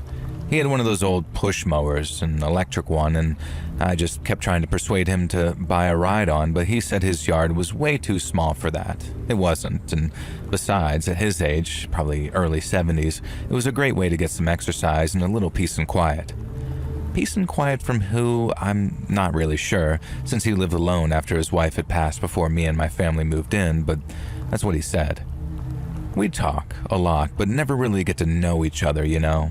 We talked about the Detroit Lions a bunch. He was a diehard supporter, and I was just a pretty casual one. And we talked about the weather, we talked about politics, but never too seriously. And sometimes we'd watch the same shows at the same time, and we'd talk about those too. We both loved Miles Davis and The Who and Kiss, and he told me about his first ever concert, sneaking in to watch Kiss play, but I was never sure if he was telling the truth or just recounting the plot of that one movie where that exact thing happens. It was a fun story anyhow, even if he told me about 5 times, and occasionally he'd ask about my wife and how she was doing and how her job was going, but I think he wanted to talk about his wife in exchange but couldn't bring himself to do so, apart from that one time. Sometimes my wife would bring him a lasagna or some other baked goods, and he'd thank her like a perfect gentleman, and he always handed the dishes back to me over the fence, never once brought them to our door, always over the fence. Now, I chatted to him so much that by the time we moved out, there was a groove in the ground where grass had stopped growing in the place where I'd always stood to talk to Mr. Browning. Now, I remember exactly what we were talking about on the day it happened. My wife had just had a minor operation to remove a benign cyst from her breast, and he was asking how she was doing. I told him she was doing fine and would be home from the hospital the next day or even that evening if things went well. Mr. Browning looked at me then as he was mowing the lawn and then told me that I was lucky and I should hold on to a good woman like that. And then he said, and I'll never forget it, not least because they were his last words, he said, "I miss her so much." And then he sort of looked down, away like he was about to hide tears, but I saw a look of alarm and then fear cross his face. Maybe I'm just imagining, but I swear that I saw him try and stop the forward motion of the mower as he pushed forward. I'm not sure how it happened. He was always so careful, running the electrical extension cable around the edge of the lawn, making sure that he was mowing nowhere near it, being careful like it was muscle memory. But I heard the crunch and whir of the motor running over the electrical socket and the cable. I don't know how or why, but there was no grounding. The mower's rubber handles just sort of weren't there anymore, and the live electrical cables got tangled into the motor blades, mangling and electrifying the mower as Mr. Browning held onto it. And hold onto it he did. I watched in abject frozen horror as his body began to convulse, as smoke rose up from his hands where he was gripping the metal handle. I could smell the cooking flesh and electrical burn. I watched as the grass around him singed and blackened, and I knew I had to knock him away from the mower but couldn't touch him myself. I searched for something, anything that I could safely use to shove him off the mower. My eyes settled on my old wooden baseball bat, but by the time I'd hauled myself over that fence, I knew it was too late. Mr. Browning had collapsed to the ground, finally letting go of the lawnmower, and I knew that there was no saving him, so I ran over to the outlet and switched off the electricity. Then I went back over to my neighbor, my friend who I knew so little about, and he was blackened and charred. His face was horrific. His eyeballs had somehow survived the electrocution, and they stared white and frozen out of a face that looked like it had been sucked clean from the inside. One detail I remember, one grim detail, is how his mouth was open and how I realized that he had false teeth because they had fallen down into his throat. I ran into his house and called 911, and the rest was a blur of paramedics and police and being questioned. And at first, when his daughter got there, she seemed to somehow blame me for her father's death, as if she'd ever given a crap about him in life. He may not have opened up to me, but Mr. Browning certainly made it clear that his kids did not play a big part in his life. And so fast forward to the funeral, the son gave a eulogy, and it was like he barely knew his father any better than I did. It made me so sad and devastated that this man who seemed like nothing but a nice, amicable gentleman could have been so forgotten and discarded, except for the neighbor who gave him some friendly, superficial banter over the fence. The same neighbor who was forced to watch him die. I swore then that when I had a kid, I would do everything I could to make sure that they wanted me in their life forever. And as it turned out, my wife was unknowingly pregnant at the time of that funeral. We had a son and then later 2 daughters, and they were the loves of my life. They're all grown themselves now with families of their own, and my wife and I are grandparents, and we make sure to keep our family close. Regular meals together, Christmas and Thanksgiving being particularly huge affairs. Now, maybe Mr. Browning hadn't been a great father. It's not for me to judge his kids for distancing themselves from him. I don't judge them for their relationship with their father. It just sort of makes me sad. But before the sadness came the trauma. We bought our home with the intention of starting a family there, but every time I so much as stepped foot in the backyard, I was met with flashbacks of Mr. Browning cooking alive. I could smell that electric burn and see those bulging, dead eyes. We made a loss selling, but we moved, and my son was born in a smaller house, but it was one filled with love and closeness, and I was no longer haunted by the sight of my neighbor's final moments, at least not directly. Like I said, I'll always remember Mr. Browning, and part of that means being cursed with remembering how I played witness to his demise.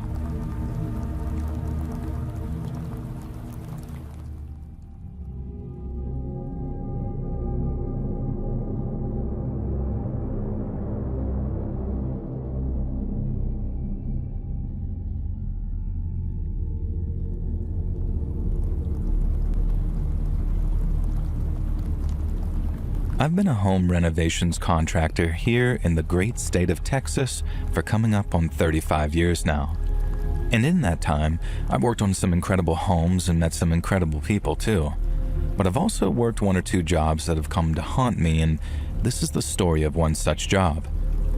In March of 1994, I got a call from a guy who'd just purchased a falling down home near Laredo Ranchettes, about 6 miles outside of Laredo. He said I'd need to stabilize the foundations, shore up the framing, and swap out any rotting beams or walls to align with state building codes. The roof needed reshingling, all the doors and windows would need resealing, and the whole place needed a massive utilities overhaul, including an HVAC replacement. Inside, I'd need to insulate the walls and attic, refinish the wooden floors, make sure all the bathroom fixtures were in good working order, and all after securing the right permits from the county courthouse. And all in all, it was looking like a 3 to 6 month job that had set the owner back between $50,000 and $100,000 or possibly more. And so as you can imagine, I accepted the contract pretty much there and then and signed it after 2 quick read-throughs to make sure everything was up to code. Now, I drove out to the place on a Monday morning, having signed the contract and received the keys on the Friday before. It was a big job, so I was pretty excited to get started, but when I arrived, I found out that my key didn't work. Now, I think I just rolled my eyes, then took out my phone to give him a call, but since it was pretty early in the morning, I was neither surprised nor annoyed when he didn't answer. I left a message on his voicemail asking him to call me back because he'd given me the wrong key. I wasn't rude about it, I just said it like it was, and how I'd appreciate if he could get me the real key as soon as humanly possible. Now, being there wasn't a complete waste of time because I could still survey the building's exterior and get a real feel for what I was dealing with. So for about the next half hour or so, that's what I did. Right up until a black SUV came tearing up the road behind me, and a guy dressed in a security uniform got out of it. He asked if I had permission to be on the land, so I explained who I was and why I was there. Now, once I explained I was the contractor, he softened up a little, but went on to explain how I couldn't be there just yet because the safety inspectors hadn't been around yet. Now, I thought I was doing the safety evaluation, but he went back to his truck to grab the paperwork for me. And then, since it all looked legitimate, with the name of the owner on there and everything, I got back in my truck and drove back into town. Now, I was having lunch by the time the client called me back, and while I figured it'd be a simple case of getting me the right key, it was anything but. He sounded annoyed when I picked up the phone and insisted that he had indeed given me the correct key. Now, I very calmly assured him that wasn't the case, but it was easily rectified, especially since he had a whole week before the safety inspectors could finish their work. Now, the client immediately says, "What safety inspectors?" And so I explained the whole encounter with a security guard that he hired. And once again, the client immediately responded with, "What security guard?"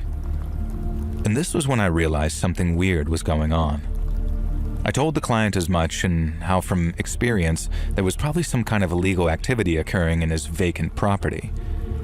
He sighed, then asked if I could meet him out at the house the following morning with a locksmith and a sheriff's deputy. The next morning, I did the same thing as the first and arrived at the vacant house around 8 a.m. And then over the next 10 to 20 minutes, the client, the locksmith, and the deputy rolled up one by one. The client goes over the situation with the deputy and the locksmith, just making sure that they're up to speed about what he might be facing inside. Then, once that was all out of the way, the locksmith got the door open and the deputy let us inside. And the first thing that struck me was how clean the place was. It was still run down and I could see a bunch of junk and old dusty furniture in one of the rooms, but the hallway looked like it had been swept meticulously, as did one of 4 rooms on the ground floor. But when the deputy walked into that room, he saw something that had him calling it in on his radio just a few seconds later. It was a chair, a metal one, and it looked like it had been bolted to the floor. It wasn't alone either. There was a bunch of chains piled up in one corner, and the deputy mentioned that too when he made his dispatch call. It was obvious that something bad had been happening there. Something really bad by the looks of things. We just didn't understand the extent of it, not until we got upstairs and saw what had been done to the shower cubicle. Now, the bathtub was in one corner and the shower was in the other, and much like the hallway and the room downstairs, it looked like someone had taken a great amount of care in cleaning the place down. But that's not what stopped me in my tracks. What had my mouth open in shock and horror was the fact that someone had reinforced the shower cubicle with concrete slabs, and these concrete slabs looked like they had bullet holes in them. Not all the way through bullet holes, but almost like damage where bullets had hit the concrete. And as soon as he saw that, the deputy told us that we better go back outside because the place was almost certainly now some kind of crime scene. We just did as he asked and walked back outside in silence, and with this chill in the air despite that Texas heat. We knew we'd just been someplace where folks had been hurt and then killed, and there was no telling just how many folks that had happened to either. And it all made sense why the place was so clean too, at least the rooms people were using for their business there, and why they'd most likely been scrubbed down during the previous 24 hours following my first visit to the place. Now there was a real sense of they were just here, which only added to how damned creepy it all was. And I'll never forget the look on that deputy's face either, like he'd never seen anything like that before. The poor guy figured he was going to chase out some squatters and ended up walking around a freaking torture and execution chamber. And as you can probably guess, renovations were delayed until the cops could comb the house over for any evidence. But they didn't find a lick of it inside those 4 walls, and they didn't find anything around the property either, especially digging the place up so much that it looked like the surface of the moon. Just craters everywhere. I obviously wasn't told crap by the cops, I was just the contractor. But when it came time for the job to start back up again, the client filled me in on what they told him.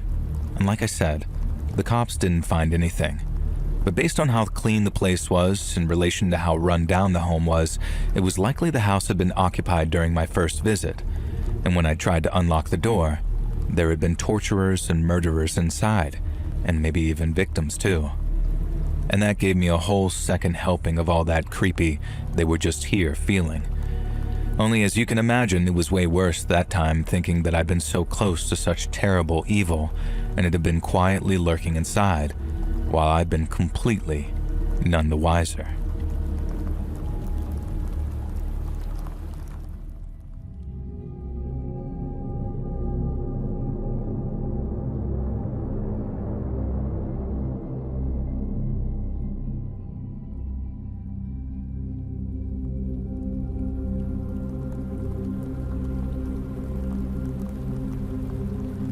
Evening, let's read. I'm a normal, regular-ass guy with a wife and kid. I lead a quiet life, I work in a bank, and I'm the last person to get involved in drama or scary situations or anything that you might want to hear about on your channel. At least, that's how I've always wanted to live my life anyway. Sometimes you don't have a choice, and that lack of choice doesn't come from your own actions, but from those around you. In my case, it was a house, and even before all of this happened, we used to call it the Nightmare House. We, being me and the other neighbors who were mostly friends, we'd do safari suppers, quiz nights at the local bar, all sorts of stuff like that, and apart from a handful of residents who had good reason, everyone got involved, and it was a nice, friendly community. And then there was the house next door to mine.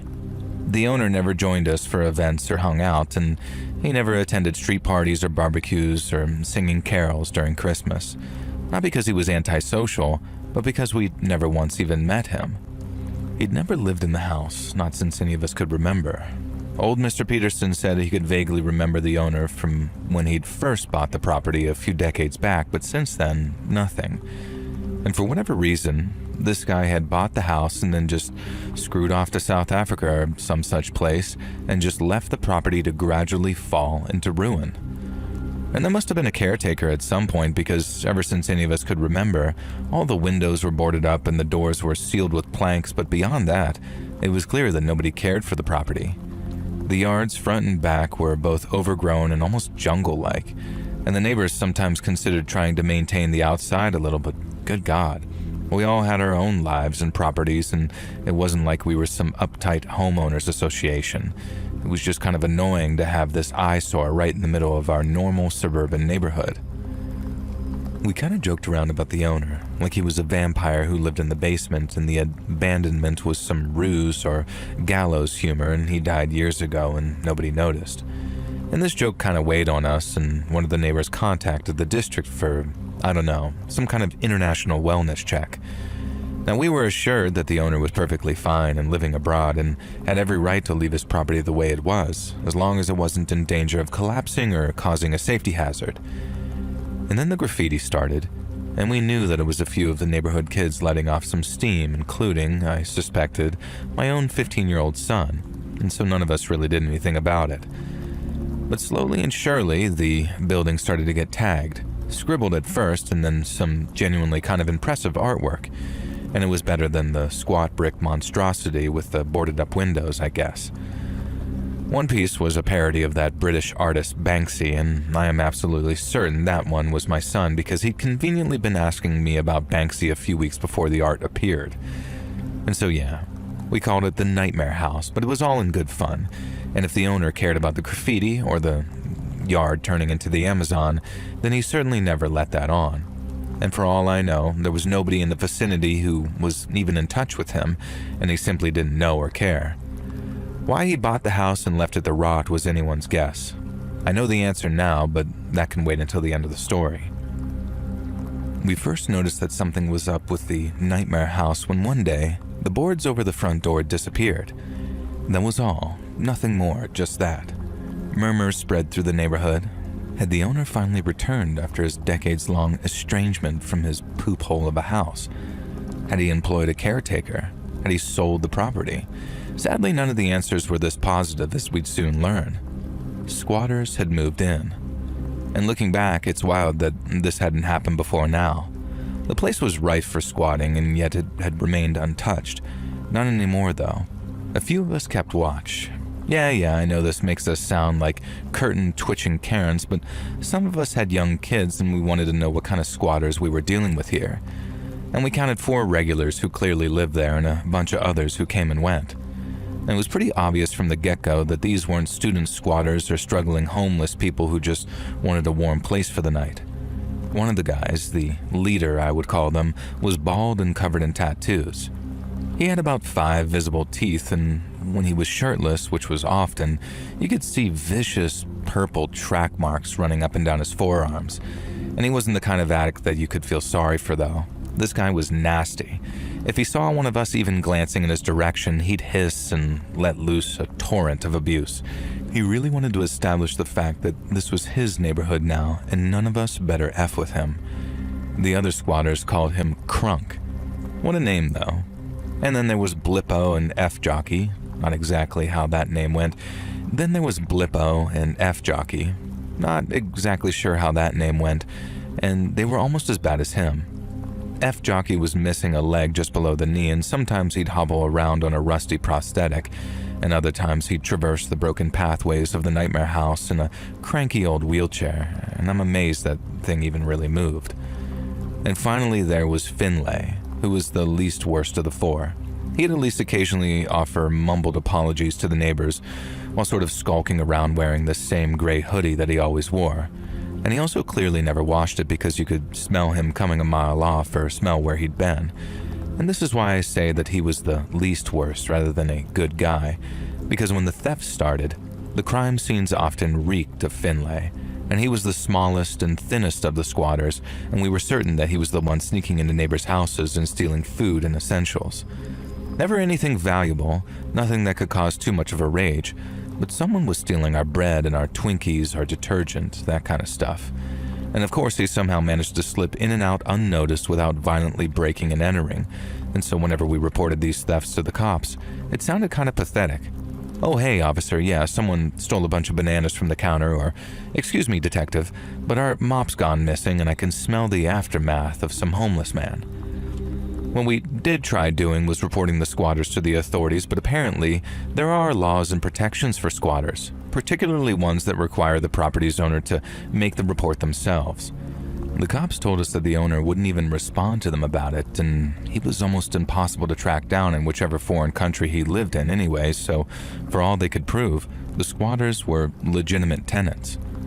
They weren't, of course, you could just tell, but without the owner actually confirming this or filing any kind of charges, they were free to come and go in their adopted home as they pleased.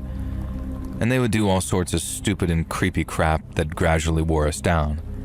My family, me, my wife, and my 2 kids were their direct neighbors, so we got the brunt of the hassle. And it started with dumb stuff, like connecting my garden hose to an outdoor faucet, and then swiping the hose and using it to fill their outdoor pool. And this was during a time when using hoses was banned, so I only found out about this when I received a letter warning me about my property's water usage. And even though I couldn't prove for sure that it was the squatters, but the hose had been left right by the fence and they mysteriously had a full pool in their back garden. Not an actual one or anything, it was like a large kiddie pool, but still. Now one time I did catch them. They'd connected an extension cord to our outdoor electricity outlet and snaked it over the fence to plug in what appeared to be an in-progress stereo stack system like you'd find in the 80s. And it seemed like they were building some kind of outdoor sound system under a makeshift gazebo they'd erected. And in retrospect, I should have been more alarmed by what this implied, but I was too mad about the electrical theft. I just unplugged the extension cord, and despite my wife pleading for me to just let it go, I stormed next door. F Jockey answered the door, laying it on heavy about how hard it had been for him to answer the door trying to play the victim, but I was having none of it. I demanded to speak to Crunk. F Jockey told me to wait and then shut the door in my face. Now I could hear him yelling for Crunk inside and then heard Crunk's response, and he sounded pretty heavily high on whatever. And when he eventually came to the door, his eyes were bloodshot and he still had a rubber strap tied around his upper arm. To his credit, it was the first time that he'd ever been polite and amicable. He apologized very sincerely for stealing my electricity, but told me that he thought that I wouldn't mind because I seemed like such a nice, generous guy who clearly cared for his neighbors. And then he started going on about how we were all children of Gaia and how electricity was a tool of the man, and if we didn't share it and spread it around, then we were just doing what they wanted. It was nonsense, but the way he spoke and the cadence of his voice, there was something hypnotic about it. I somehow found myself agreeing to let him use my outdoor outlet, and as I walked away, I kind of realized how Charles Manson managed to get so many followers. Some people just have something about them, no matter how obnoxious and vile they seem to be, and Crunk was clearly one of these people. The more I thought about it, the more dangerous I realized he could potentially be. I knew that we either had to drive those squatters out or somehow integrate them into the community. At our next hangout with the neighborhood guys, we decided that we'd try the latter. We'd invite them to our next cookout and try and make them feel welcome. Maybe they could help. And I was the one hosting the neighborhood cookouts, so they could just hop the fence and join us for burgers and beers. I didn't have the opportunity to invite them to the cookout though, as the next day I went to get the barbecue grill set up for the summer and give it the usual routine maintenance and a good clean. And to my surprise, the space it usually occupied on my back porch was just empty. It wasn't a tiny barbecue grill either. It was a good 4 feet wide, a decently expensive piece of kit. How they got it over the fence and into the Nightmare House's yard is beyond me even now. But steal it they did, which I confirmed by glancing over the fence and saw Crunk and the boys grilling burgers on my grill, which they hadn't cleaned, so it was giving off a bit of a stench. When Crunk saw me looking, he waved and gave me a whole, "Hey neighbor, want to come over for some patties?" Now I kind of just let out that it was my grill, and Crunk sort of beamed this wide, toothless smile and said, yeah, he knew. He thought he'd give it a trial run for me before barbecue season started actually. And that was, of course, that they'd clean it all up and return it unharmed when they were done with it. I just felt helpless. What the hell was I supposed to say? I felt positioned on a knife's edge, like everything was just about balanced right now, but a single nudge in my entire life would collapse straight into the blade. I don't know if I'm expressing just how intimidating it all was, but ever since they moved in, it was just these looks, these sneers, these snatches of overheard conversation that I couldn't prove were about me and the neighbors, but were definitely talking about how they'd mess things up for anyone who gave them a hassle. And Crunk had these eyes that had a sort of dead glint to them. Crazy eyes, just like Manson or any of those cult leader guys. Now maybe I'm just a pussy, but I genuinely felt like if I dared to fight back in any way, something terrible would befall me and my family. My cowardice changed that weekend though. I'd been working late into the night, so I didn't get up until just past midday, and my wife was out at her job. My son was camping with some buddies, so I called for my daughter to say hi, but she was nowhere to be found. I brewed my morning, now afternoon coffee and stepped into the yard for a little cigarette. I know, smoking will kill you. Don't start it, kids. Anyways, I could smell cooking meats and the pungent smell of my uncleaned grill, and I could hear music playing on the stereo system that the squatters had set up using my electricity. And I could hear voices. Crunk, F-Jockey, Blippo, Finlay, a couple of unfamiliar male voices, a few female voices, and then a very familiar voice sounding kind of unsure and nervous. It was my daughter. My now 16-year-old daughter somehow next door with these filthy squatters. And feeling like a kind of weirdo but not wanting to look like one, I looked over the fence. And there she was, in that weird kiddie pool that they'd filled using my hose. She was wearing a bikini, one that I'd had no idea she even owned, because if I had, I would have had severe words for her about wearing it out, considering it barely covered anything and she was 16 for Christ's sakes. And there she was, in that pool with Crunk, who I could unfortunately see was completely naked, sidling up to my daughter and trying to persuade her to free herself and lose those clothes like the rest of them.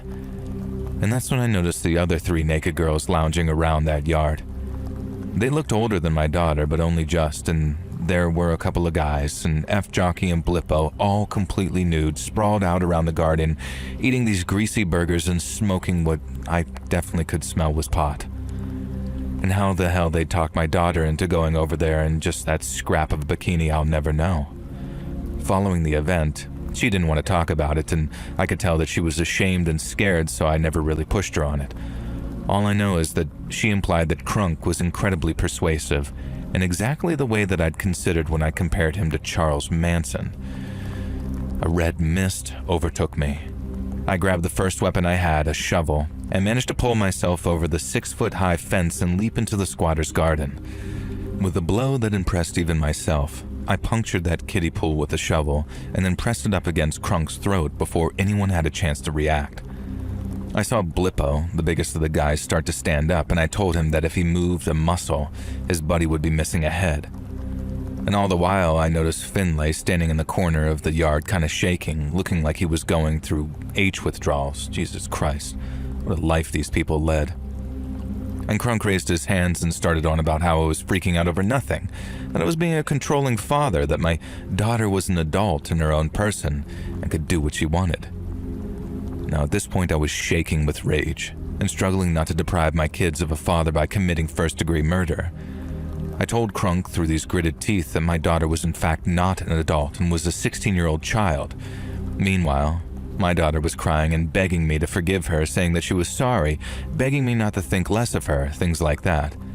It broke my heart, and I told her that I didn't judge her at all, but I couldn't look at her in the moment.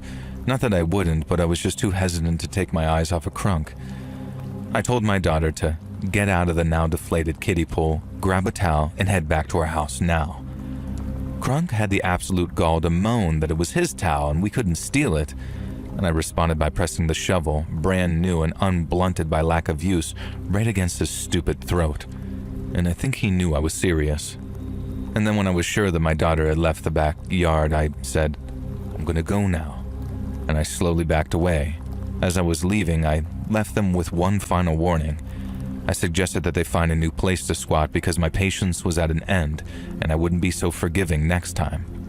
I said a bunch of other stuff too, like if they ever came near my daughter again, it would be the end of them, and that they were no longer going to steal my crap, that kind of thing. And I swear to God, Crunk just smiled at me and said, "May the Lord bless and watch over you." And I remember shivering as I left their back gate and followed my daughter back to our house. For some reason, I didn't think that the Lord which Crunk referred to was the same Lord I worshipped in church most Sundays. And the squatters didn't move out. We had a neighborhood meeting in which we discussed potential ideas of getting rid of them. None of them were any good. They either involved violence or had no chance of working, and we all left feeling very dejected. But then a mysterious stranger solved the problem for us. One evening, all the squatters were out doing God knows what people like that do, and, at least from what I overheard them suspecting, a drug dealer they'd pissed off sent his goons around and firebombed that house with a couple of Molotov cocktails, or something. And the goons somehow got in through the backyard, hurled those cocktails through the back windows, which the squatters had removed the boards from sometime previously. By the time the fire department put the blaze out, the house was a charred husk. Nobody would be living there anytime soon, and no security camera captured footage of the culprits. No arrests were made, and no evidence was found. The squatters moved on, and the neighbors all celebrated their departure despite the scare of the fire. I celebrated too, but it was something that I kept to myself. I'd installed an outdoor security camera after the incident with my daughter, and it captured the neighboring property's yard, and I told the cops that I hadn't gotten around to setting it up yet, but that was a lie. You see, the camera didn't capture a bunch of drug dealer henchmen showing up to burn the place down. It captured a single figure, leaving my house in his beloved Nirvana hoodie, and it showed him vaulting over the fence, and with shaking hands, throwing that Molotov into the property. And then it showed him climbing back over the fence and disappearing back into my house. My son and daughter are twins, and my son is incredibly protective over his sister, and we never spoke about the incident. After I viewed and deleted that footage, I spoke to my wife in front of my son and said that they are very lucky that the fire hadn't spread to our house, that the firebombers needed to be more responsible. Responsible, my wife asked and laughed. I just nodded and gave my son a look. One day, I'm going to have to talk with him. I'm going to have to tell him that he must never ever do anything as insane as that again, that violence isn't the answer, that no matter how sure he was that the squatters were all out, he couldn't be 100% sure. But not just yet. For now, I'm just still celebrating their departure and the return of the owner who, due to the structural damage, was able to have the property demolished.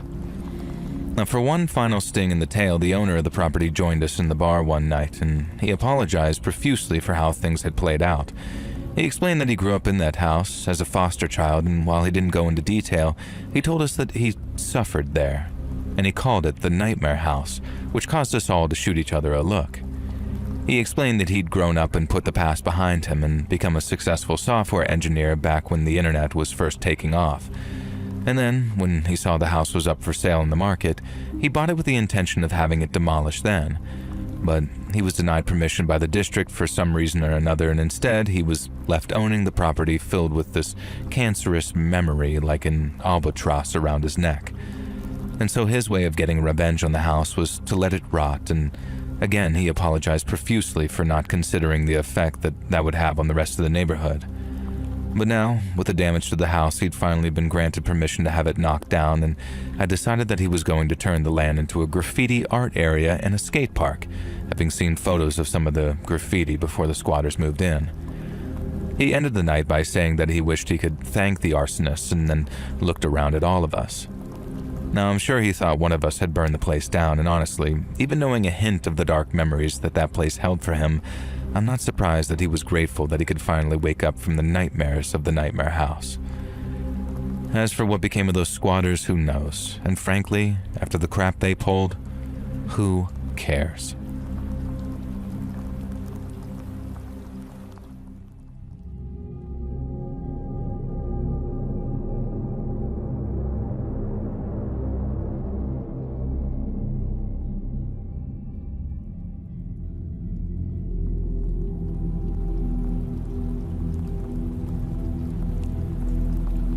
My name's Charlene, and I'm from Austin here in Texas, and I think I got a story that you might be interested in.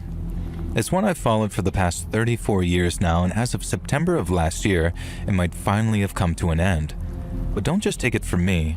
You can come to your own conclusions as I tell you, from my own perspective, about the yogurt shop murders. So in December of 1991, I was working at a store with a little strip mall in North Austin, and I had to open up the store on a Saturday morning. We were just down the strip from a branch of I Can't Believe It's Yogurt, a place that I used to stop by sometimes whenever the heat got a little too much. Now, mornings were usually nice and quiet, even on a Saturday, but on that morning, I noticed a whole bunch of police standing outside the yogurt shop. I knew not to be nosy, but I couldn't help but ask if everything was all right, as smoky black stains suggested some kind of fire. One officer told me it was fine and that I should just go about my business. Now, he said it in a friendly voice, but a smile didn't quite reach his eyes. The police were still standing outside the yogurt shop when I clocked out and began making my way home. Only that time, there were men in shirts and ties standing with them, talking and taking notes. I caught a ride home with a friend, got to work on making dinner, and then later on while watching the evening news, I got a new report on what had happened at the yogurt shop, and I don't think that I'd ever been so horrified in my entire life. The newsreader described how, just the previous night, a fire had been reported at the yogurt shop. That didn't really come as a surprise, as I'd already seen the scorch marks and the soot. But the newsreader went on to say that after putting the fire out, firefighters were horrified to discover the naked, lifeless bodies of 4 young women. On the shop floor, a 15-year-old girl named Sarah Harbison lay dead on the tiles. Her body was joined by those of 17-year-old Eliza Thomas and Sarah's 17-year-old sister, Jennifer Harbison. All 3 had been shot in the head after being stripped and gagged with their own underwear. And then, thanks to the fire that had no doubt been started by their killer, each of the girls had extensive burns all over their bodies. In the back of the store, police found the body of a 13-year-old girl named Amy Ayers. Her burns weren't as bad as the other girls, but she'd been shot, execution style, same as the other girls. And the whole of Austin was shocked to its core by what had happened, and there were all kinds of tributes and vigils and whatnot so people could mourn the girls' passing and console their families. But once all that sadness was gone, once all the tears had been cried, it was replaced by this sense of anger and fury toward whoever had taken the girls' lives. It was so bad that a couple of days later, when some teenager was found carrying the same kind of gun as was used in the murders, everyone was convinced the cops had found the guilty party. I think 100 years prior, and they'd have broke into the county jail and lynched that poor kid. And I say poor kid because he was innocent of the murders and tried lying his way out of trouble because he was scared to catch a gun charge. But then once the police rolled him out as a suspect, there was this shared sense of frustration, like it was back to the drawing board, as it were. And we all hoped a new suspect would be found, and soon, but we had to wait years for any developments to this investigation, and when they arrived, it made no sense at all. When a new detective took over the case, he decided that the most likely suspects were actually the poor teenager I mentioned, along with 3 of his friends. You see, when they were first picked up, the cops were so convinced of their innocence that no record was made of what was said during their interviews. But that meant that this new lead detective wanted to interview them all over again. And the entirety of Austin was confused as hell because if these kids, who were by then in their 20s, had already been cleared, then why the heck were they being interviewed all over again?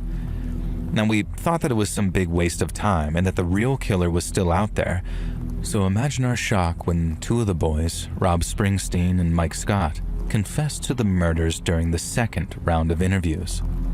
They went to trial and were convicted of capital murder, and both ended up receiving life in prison. We thought that was the end to the story, that those poor girls' killers had been found and that they were where they belonged. But then in 2008, we got another shocker when the Court of Appeals overturned both boys' convictions on account of improper procedure. It was a shocker, all right, but we still felt trapped in that same terrible spiral, if that makes sense, because the state announced that they were seeking a retrial. I felt like tearing my damned hair out when I heard the news, but then came the DNA announcement. Because after all the analysis of all the samples, there was no evidence whatsoever that any of the four boys had anything to do with the yogurt shop murders. And after that, it was that same back to square one feeling, but it was much less hopeful. Almost 20 years had come and gone. The trails had no doubt gone cold, and many of my friends and neighbors were resigned to the fact that the killer would never be caught. And maybe about a year later, one of the original suspects ended up getting shot to death by police after a traffic stop went horribly wrong. Maurice Pierce, who didn't go to trial and wasn't sent to prison, ended up stabbing a police officer in the neck during a traffic stop. Another shocker, only a really nasty one that time. The officer almost died, and it got us all wondering if there had been some kind of mistake with the DNA testing. I mean, the guy tried to murder a cop by stabbing him in the neck, so even if he wasn't proven guilty, he sure as hell didn't seem innocent, you know? Now, we had to wait another 11 years for another development, by which time we'd next to given up on the yogurt shop killer ever being caught. And it made me sick to think that he was out there, walking free after doing such a terrible, evil thing. But then, in December of 2021, we got one heck of an early Christmas present when the yogurt shop case was once again reopened. Advanced DNA techniques were going to be used, meaning that even though so much time had passed, we were closer than ever to finding out who did it. Because as I might have said, the cops had a DNA sample from someone they believed was the killer, and it was simply a case of finding a match. Now, even more resources were dedicated to the case in 2022 and 2023, which had us all praying that the murders would be solved once and for all. And then finally, in September of last year, so 2025, Austin police announced that they'd solved the case. After running DNA samples alongside the one from the yogurt shop, they realized that it was a near-perfect match for a man named Robert Brashers. Brashers was a serial killer who had been previously linked to the yogurt shop murders by DNA, and as early as 2018 if memory serves. But without the proper technology, police couldn't put it beyond reasonable doubt until just months ago. It was nice to finally know who was responsible, but it hurt knowing justice would never be truly served, as Brashers took his own life during a shootout with police in 1999. After getting the DNA results, police managed to get a hold of the gun that he used during that shootout. They test-fired it and then compared the bullet casing to one found at the yogurt shop crime scene, and it was an exact match. The news marked the end of a long, painful, and frightening story in the history of this town, one we could finally put to bed. But for some of us, who've been forever affected by what happened to those poor teenage girls, it's not over. And I recently read that under Texas law, if someone is imprisoned and later the conviction not only gets overturned, but the person is also declared innocent, they get up to $80,000 for each year they were wrongfully imprisoned. The article I read had a quote from lawyers of Robert Springsteen and Michael Scott.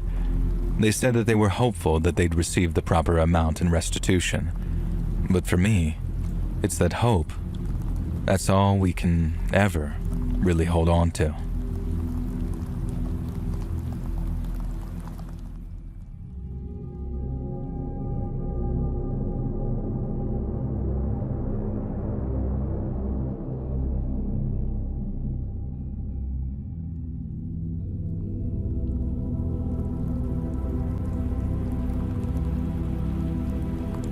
So recently, I moved into an apartment block in a pretty artsy area of a pretty artsy neighborhood. Now, I won't dox myself, but you can probably guess one of two places I mean, and it's not the New York one. I love this apartment building. It was more of a boarding house, really. Only 8 apartments and the top floor belonging to the building super. And all the neighbors were really friendly, and most of us were artists of some sort. And there was me, a painter, and then we had a singer, a couple of writers, 2 more painters, and a mixed media artist, and apparently a sculptor. The sculptor was the neighbor directly across from me. Nobody knew his name, or even if he definitely was a he. He just went by the moniker TTT, all capital. The rest of us would often have sort of group brainstorm evenings where we'd chat about art and set the world to rights, in the common room or TV room that we all shared on the ground floor. Triple T never joined us, of course, and soon the mysterious sculptor became the subject of fascination for a group of creatives with hefty imaginations and too much time on our hands, obviously. Nearly all of the theories about TTT's true identity were ridiculous.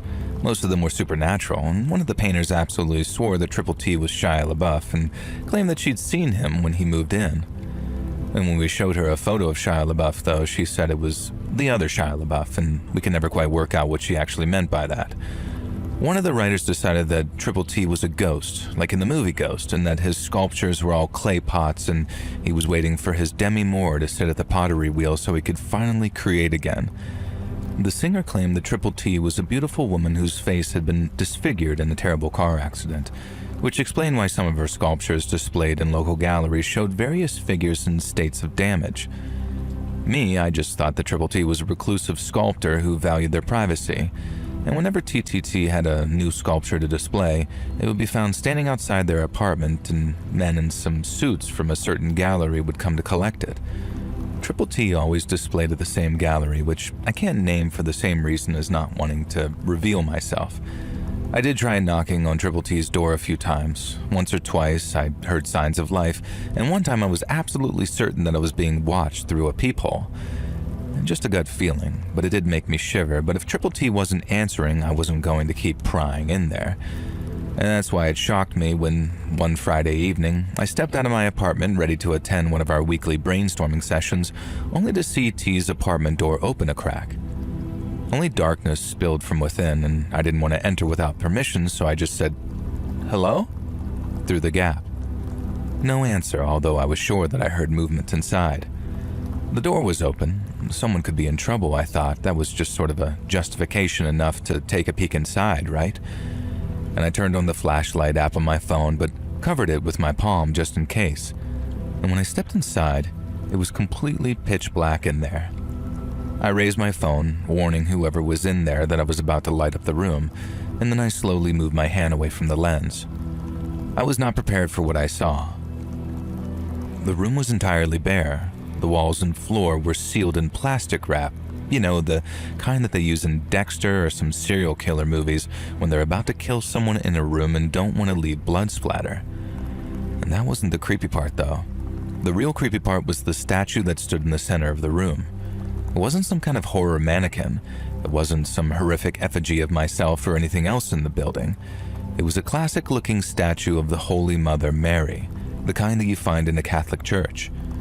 The only strange thing about her was that instead of a normal face, she'd been painted up to look like, of all things, a mime.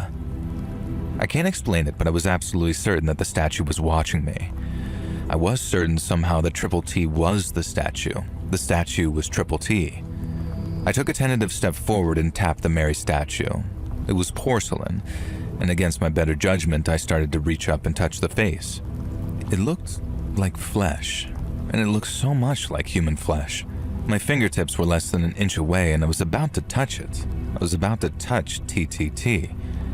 And then I heard a noise in the room behind me. It was sort of like a muffled cry, like the word help.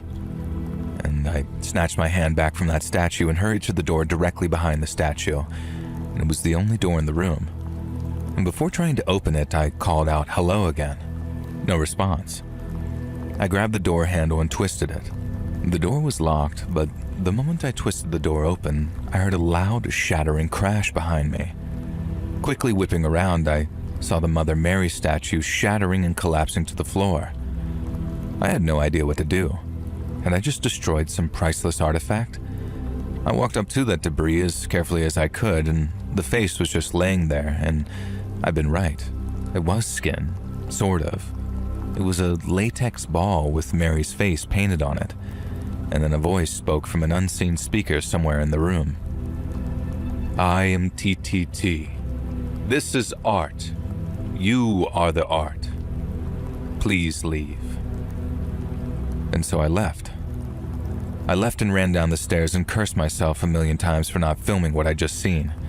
I told everyone what had happened and we all rushed upstairs, but TTT's door was once again locked.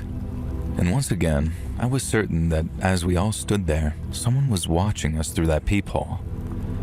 And 2 days later, there was a small portable safe left outside of TTT's apartment, and the same guys in suits came to collect it.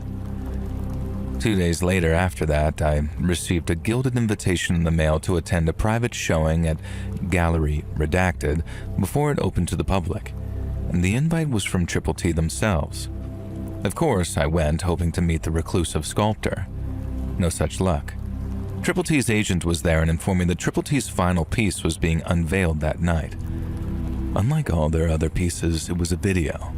It was a video showing me entering the apartment, a black bar across my face to protect my identity. It showed me from various camera angles, cameras that must have been hidden in the walls, in the ceiling.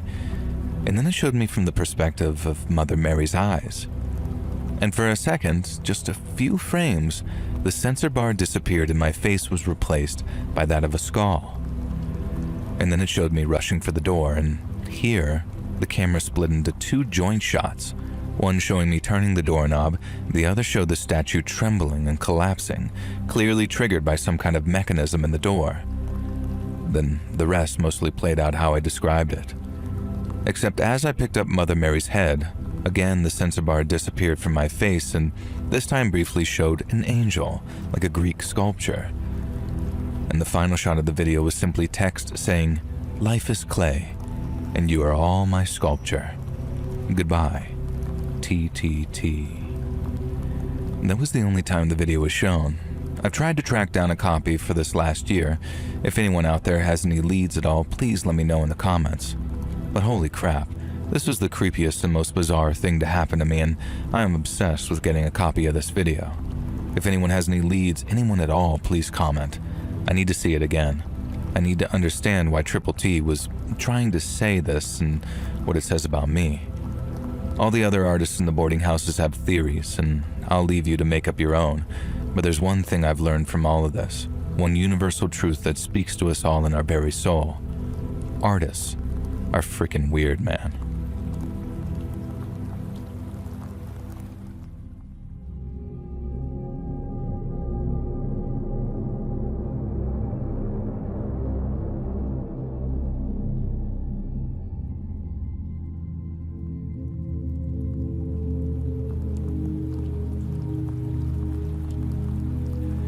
As a younger man, I was a Texas Ranger for the better part of 2 decades, and in that time, I saw and heard things that would quite literally haunt a man until he's lying in his grave.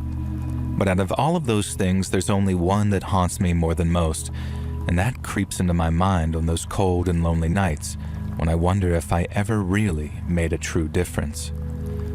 It was the early 80s, I was a much younger man, and I was essentially working as an understudy to a veteran ranger who had a heck of a lot of wisdom to impart to me.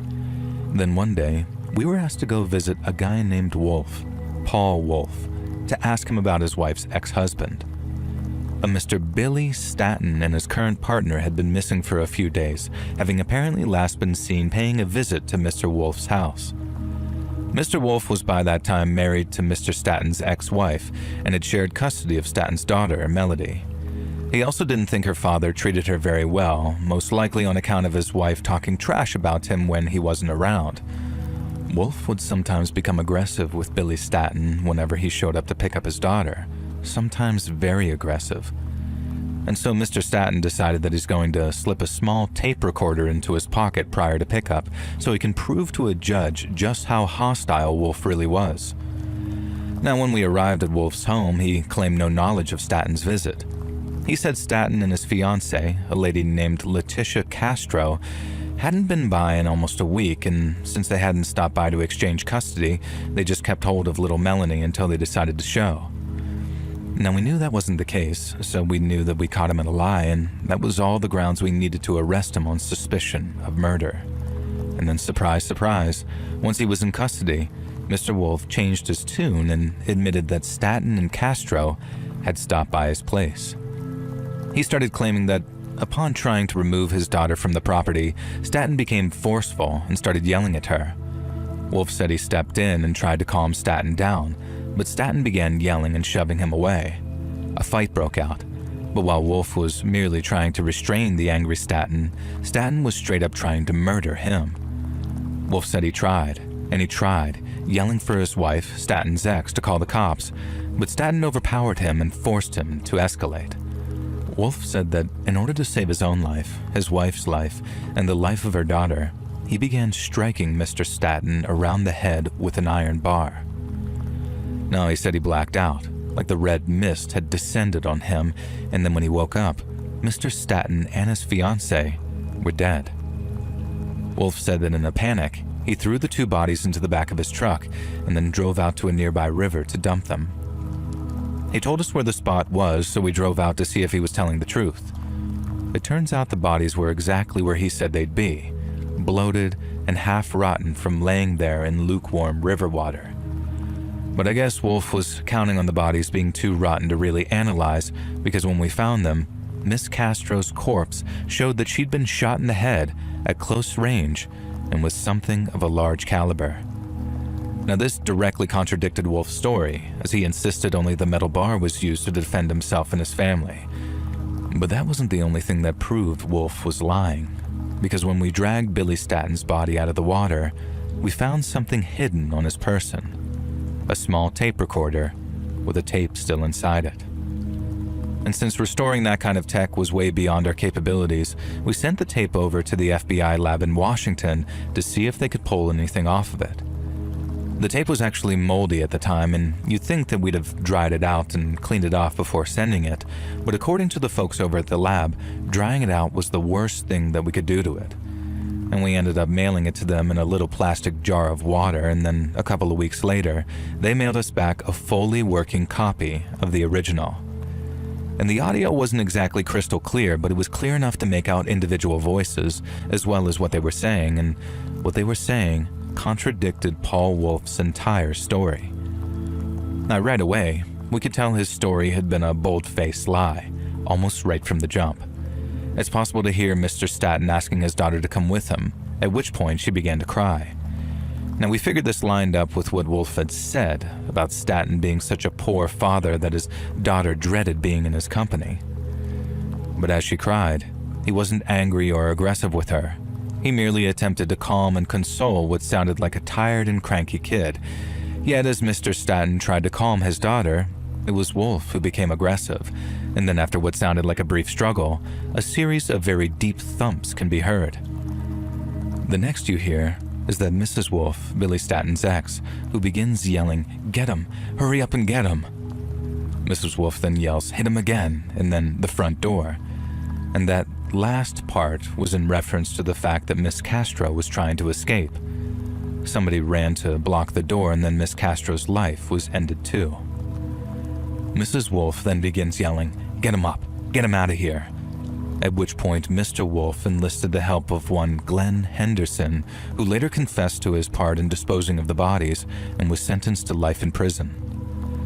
Sometime later, apparently during the cleanup process, Paul Wolf can be heard saying, "Ah, damn it, Glenn, look at the mess you made." And we later found out that Mr. Henderson had failed to actually wrap one set of remains, and while lifting it up to carry it out of the house, a large amount of blood leaked onto the hallway carpet. And this ended up being a crucial piece of evidence even after the Wolves hired an industrial-grade vacuum cleaner to try and get rid of it. And we ended up putting both Paul Wolf and his wife away for a very long time. Now, during my time in the Rangers, I came to witness a lot of very disturbing crime scenes. But we get there when it's all over and the dust has settled. We occasionally watched pieces of security camera footage, and I understand that these days they come with sound and color. But back then, it was all black and white and grainy, and it ran like a silent movie. I realized that I'd seen a lot of dead people, and I'd seen quite a number receive fatal injuries. I just never heard anyone die before. So the sound Billy Staton made on the tell-all recording, that groan that he let out as his skull was being caved in, I think it might haunt me for the rest of my natural life.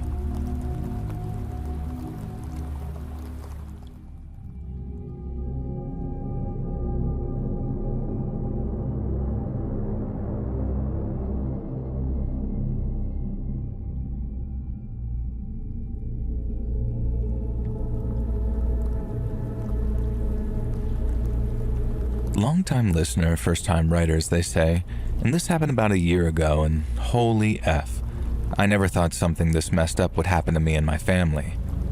So it all started when my parents, both recently retired, decided to use their part of their life savings to go away on a 6-month world cruise. Not really my jam, but they were psyched about it, and I was psyched for them. And even better, the lease on my apartment was up the week before they left, so I was free to house sit for them the entire time they were gone. This was a relief to my mom, who would have spent the whole cruise in a state of neurosis, calling me or my brother to check on the house every 5 minutes.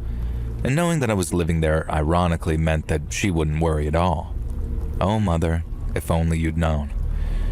In the week before they left, as I moved my things into my old childhood bedroom ready for the next 6 months, my mom gave me the rundown of the house as if I hadn't grown up there.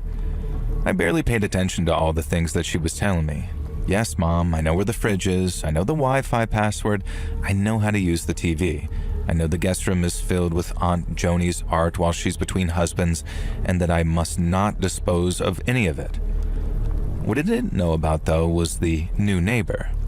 His name was Mr. Samuels, and he moved in a few months previously. If you believe my mom, Mr. Samuels was an angel sent from heaven. He was the loveliest, sweetest old person, Mom said, despite the fact that he was only a couple of years older than my dad. Now, he baked cakes for the neighbors, so I shouldn't be surprised if he dropped by with some muffins or maybe even some red velvet cake. I admit, I do like a good red velvet cake, so maybe Mr. Samuels was okay by me. Mr. Samuels had a nurse who came by every other day, so I didn't need to worry about him apparently. Not that I'd been planning to. Mom did enough worrying for the whole family. I didn't actually see Mr. Samuels before my parents left for their cruise because he was away staying with one of his kids. And so I bid my parents farewell at the docks, waving a handkerchief and sobbing like a wartime bride. Not really, but then headed back to the house, ready for 6 months of hardcore freelance art commissions and watching all the subscription services that my parents subscribed to and I didn't want to pay for. Mr. Samuels returned home a few days into my newfound alone time. And imagine my absolute surprise when the gentle Mr. Rogers-esque fella that I pictured was absolutely nothing like that at all. Mr. Samuels may have been 75 years old, but he was the kind of 75 that looked ex-Navy SEAL, and in fact was, and who probably had a home gym, and he did, and he was a muscular, confidently spoken, weirdly charming man, and at first I wondered why he needed a regular nurse, and then, when I first saw the nurse show up for his first appointment, I remember that my mother can be rather naive sometimes. Let's just say that she was the kind of nurse who is paid good money to relieve someone's tension via massage, and just leave it at that. But hey, the man was single, and just because he was old, it didn't mean that he didn't have needs. And every other day at 75? Damn, I was almost in awe. Now, he did bake a very good red velvet cake, and one of his first acts as a welcome gift was to bring a cake over and introduce himself. I'll admit, while he was charming, he also made my skin crawl. I'm a 32-year-old woman, and this 75-year-old man, who looked like he could easily overpower me without a moment's thought, was very clearly trying to rizz me up, as the kids say. And I usually hate the phrase undressing me with his eyes, but there was no better way to describe it here. And Mr. Samuels made no secret of it. He'd make remarks like, Gladys never said her daughter was so cute, or how he'd wish that he'd known my mom when she was my age, things like that. It would have been flattering if it wasn't so intense, and he wasn't quite so, I don't know how to describe it, but he had this aura where it was obvious that he wanted me to know that he could take me. And I've known guys like this since high school, but never once was he ever twice my age. And he wasn't so much a silver fox as a white wolf, and once I got that image in my head, I couldn't shake it. Thankfully, I didn't have many dealings with Mr. Samuels outside of him bringing over baked goods, and in the end, as much as it hurts me to have to do so, I ended up tossing them out because I was becoming paranoid that he might be slipping something into the baking. I'd watched an Instagram short about a predator who did some fairly gross stuff like that, and I got it inside my own head about it a little. Looking back, I am pretty grateful that I didn't risk it. And so after a month of catching up on art commissions and emailing editors begging for work, I began to go a little stir-crazy. Surprisingly, Mom didn't call anywhere near as much as I expected, and I found myself missing my goofy parents a lot. We had a few Zoom calls, but the internet on the cruise ship wasn't exactly reliable, and so half of the time, it was like watching my folks in stop motion while Mom yelled, "What was that? What did you say, Sel?" over and over, as my name is Celeste, but she calls me Sel. I decided to surprise my parents by giving the house a little bit of a decluttering, or at least the parts that I knew that I was allowed to touch. Aunt Joni's paintings could stay, but I knew that the attic was an absolute crap show of disorganization. Plus, I figured that I'd find a bunch of fun childhood memories up there, and maybe some stuff that was worth a bit of money. I remember my brother having a bunch of old consoles and action figures that surely had to be worth something, and God knows that we both could have used the money since we were both artists. I wasn't in the attic for long before I came to two realizations.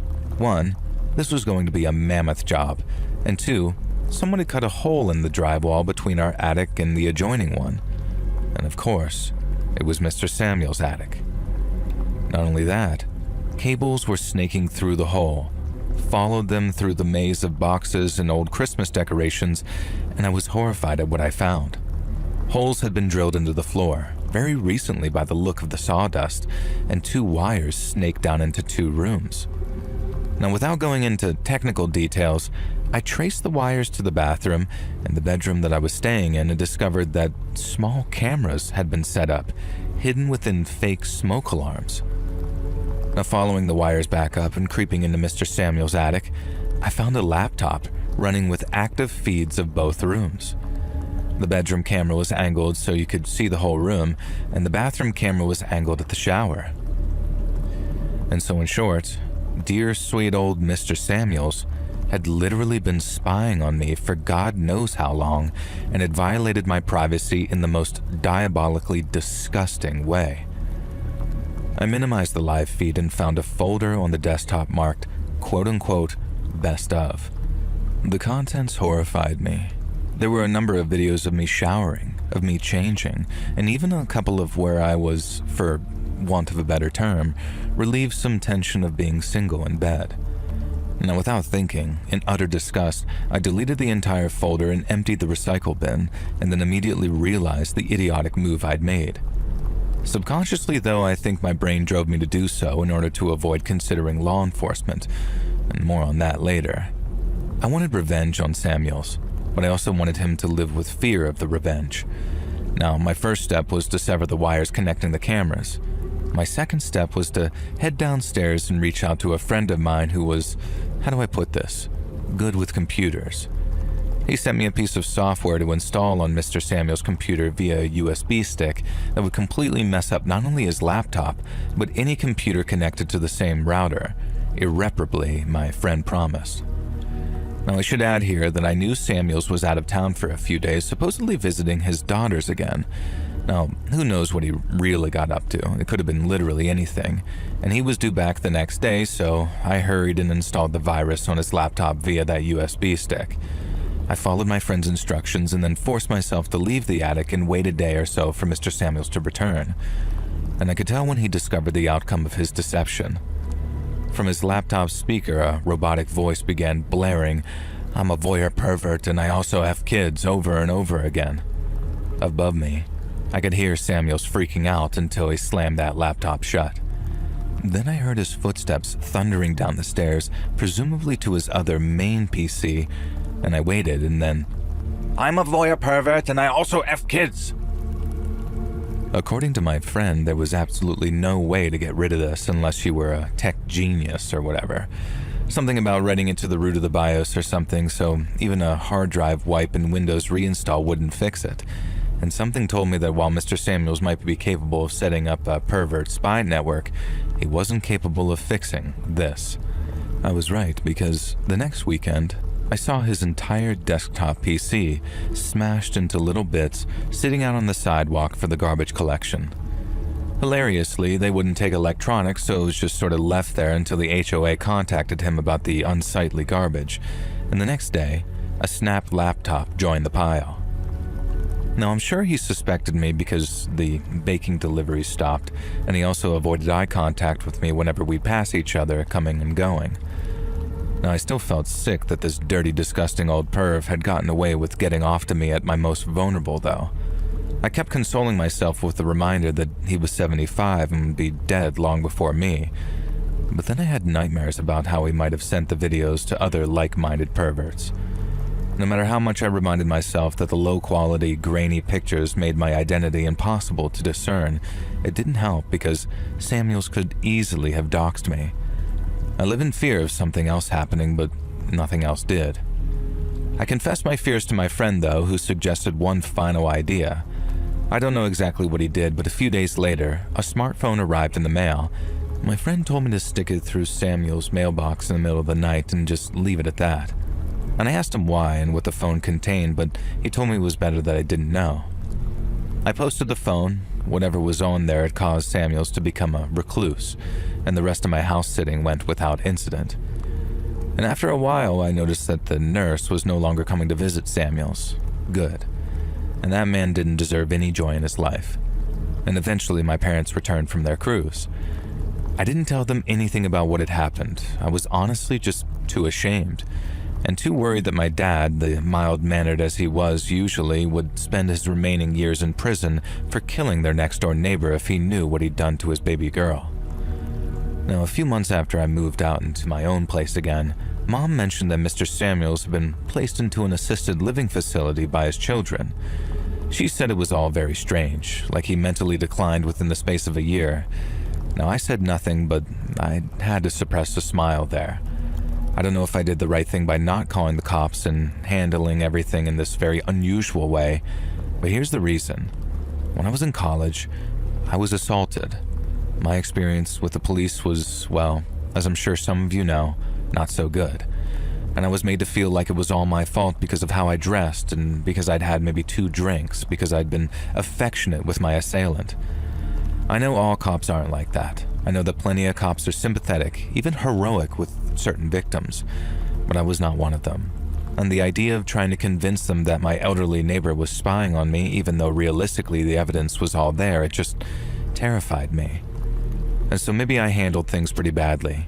Maybe me and my friend taking justice into our own hands was an immoral decision. But honestly, knowing what that man was capable of in his 70s, I can only imagine the things that he may have done when he was younger, fitter, and more savvy at getting away with it. And knowing he's spending the last years of his life slowly losing his mind in an assisted living facility, probably being spoon-fed baby food by a tattooed male orderly who he can't sexually harass, well, honestly, I sleep at night just fine. I do still periodically check for spy cams, though, as I'm quite paranoid and you can never be too careful.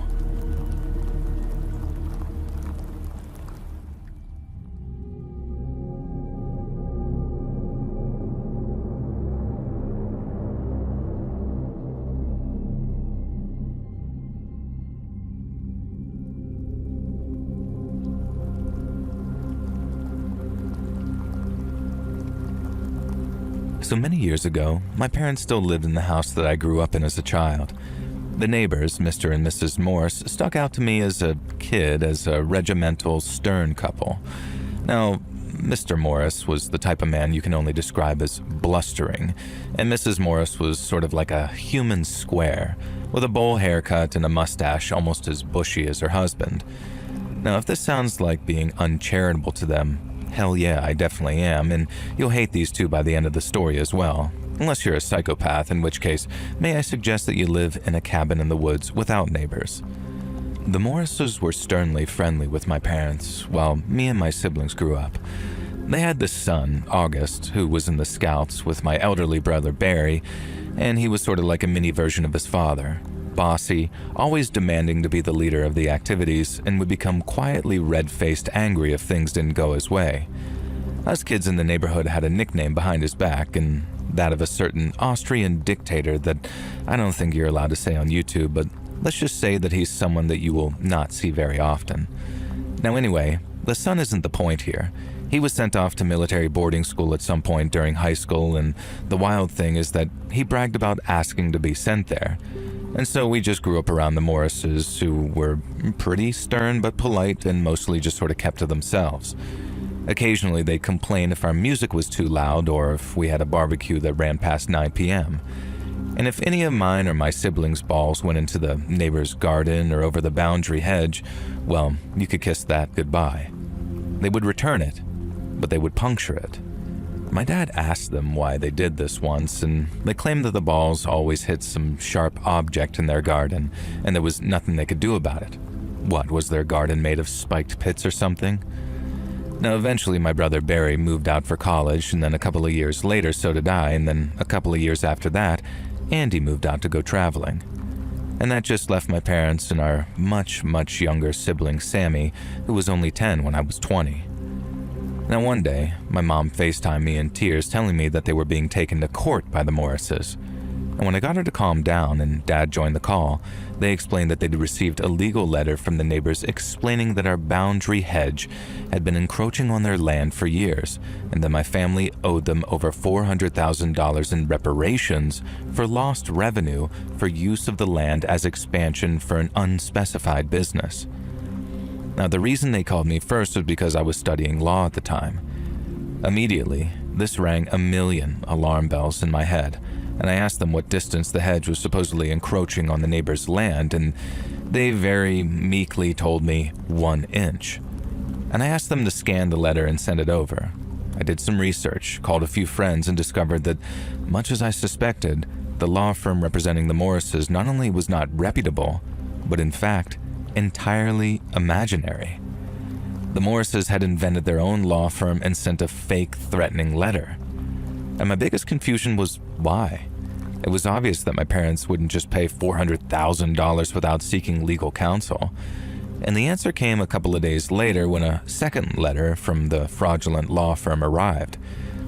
They presented an offer that the bill would be dropped if my parents would agree to shift the boundary hedge 10 feet back, granting a much larger boundary to the neighbors as a sort of cost-free compensation to avoid any monetary demands.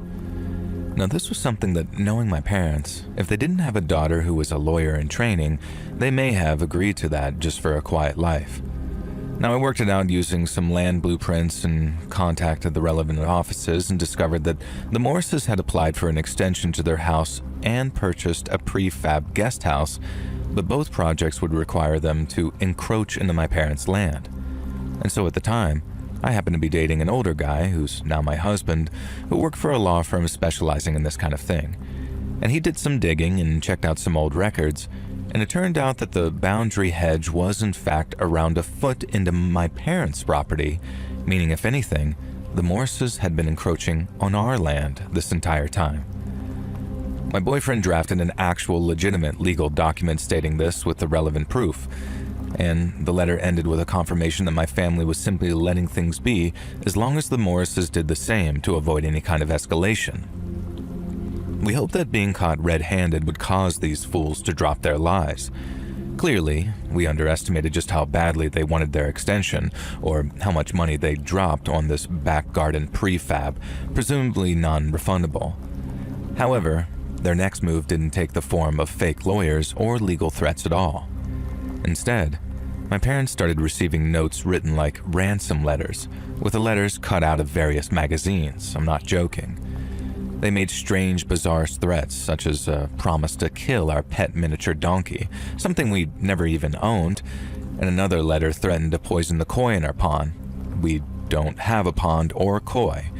The letters were so ridiculous that my parents kept copies, but didn't report them to the police, not at first. But then they became threatening. My parents wouldn't show me the notes directly, but they let slip that the notes names myself and my brothers, And then finally, a note arrived promising that Sammy would never arrive home from school one day when they least expected it, which is when they finally went to the cops. And of course, the cops couldn't prove that the notes came from the Morrises. This harassment went on for 5 years. Acts of petty vandalism, weird pieces of graffiti on the walls of the house, hoses were clipped in the middle of the night with the faucet running so the yard flooded, dead birds and roadkill being left on the doorstep, and the Morrises, these clever idiots, obviously made themselves the victims of their own harassment too, so suspicion didn't fall on them. And then the fire started. Just small, contained fires in the backyard that scorched the lawn. Another classic was that the Morrises would play classical music at full volume at 3:33 a.m. in the morning every single Wednesday. And when it was time for Sammy's exams, they escalated it to every day. My parents filed noise complaints, but the Morrises denied any involvement and, in fact, claimed that they hated classical music. And when investigators were there, somehow they mysteriously managed to know and the music didn't play on those nights. My eldest brother moved home and, in no uncertain terms, threatened the Morrises. The C words had the gall to call the cops on him, and this further undermined our claims against them. They went so far as to try and suggest that my brother was the one committing the vandalism, despite the fact that he'd been living in a totally different state during most of the incidents and had an alibi for most of it. Now, Sammy, meanwhile, was becoming an absolute wreck, and we all felt so hopeless, and it felt like the whole world was against us. In the end, the entire family got together for a family meeting, and we very tearfully decided that the only recourse that we had was to move out of our family home that had been in the family since my mom's childhood. So that's what we did. We put the house up for sale, my parents accepted the first offer they received, and they moved into a smaller house that, realistically, was more manageable for them, especially once Sammy went away to college. There's no happy ending here, really, at least not for us. The lesson is simply that sometimes it's better to walk away than let your entire life be taken up with fighting the fight, even if it is a just and good one. There is an ending though, but I can't say it's a good one, and as much as I hated the Morrises for what they put us through, I wouldn't wish this on anyone. Remember their son, who willingly went to military school and we nicknamed that Austrian painter? Well, it turns out that Augie had been thrown out of military school, then dishonorably discharged from the military, all without his parents' knowledge. He'd fallen into drugs and violence, and one day, he came home. Augie held his parents at gunpoint with a sawed-off shotgun, zip-tied them back-to-back to dining chairs, and then he and a couple of associates robbed the Morrises of every valuable they could get their hands on. And then, as a parting gift, with the butt of that sawed-off, he shattered both of his father's kneecaps. Nobody knows what caused Augie to hate his parents so much. It's probably not hard to guess, but when he was caught, he kept quiet. And he was caught a few days later as he admitted to what he'd done, but not why he'd done it. He was sent to prison for quite a few years, and Mrs. Morris died shortly after, poetically said to have died of a broken heart. Mr. Morris spent the rest of his years in a hospice, unable to walk, and also never uttered a single word again since that night. And so the new neighbors who bought our family home never had to deal with the neighbors from hell, and the whole story is a reminder of just how completely messed up and pointless the motivations of some people can be, how they can live with themselves when they all cause so much pain, and how when you cause pain to others, sometimes it returns to you tenfold. I don't know if I believe in karma, but in this case, I can't help but feel that no matter how much the Morrises screwed with my family, they got far more than they deserved, and I can only hope their son, Augie, can one day find some peace.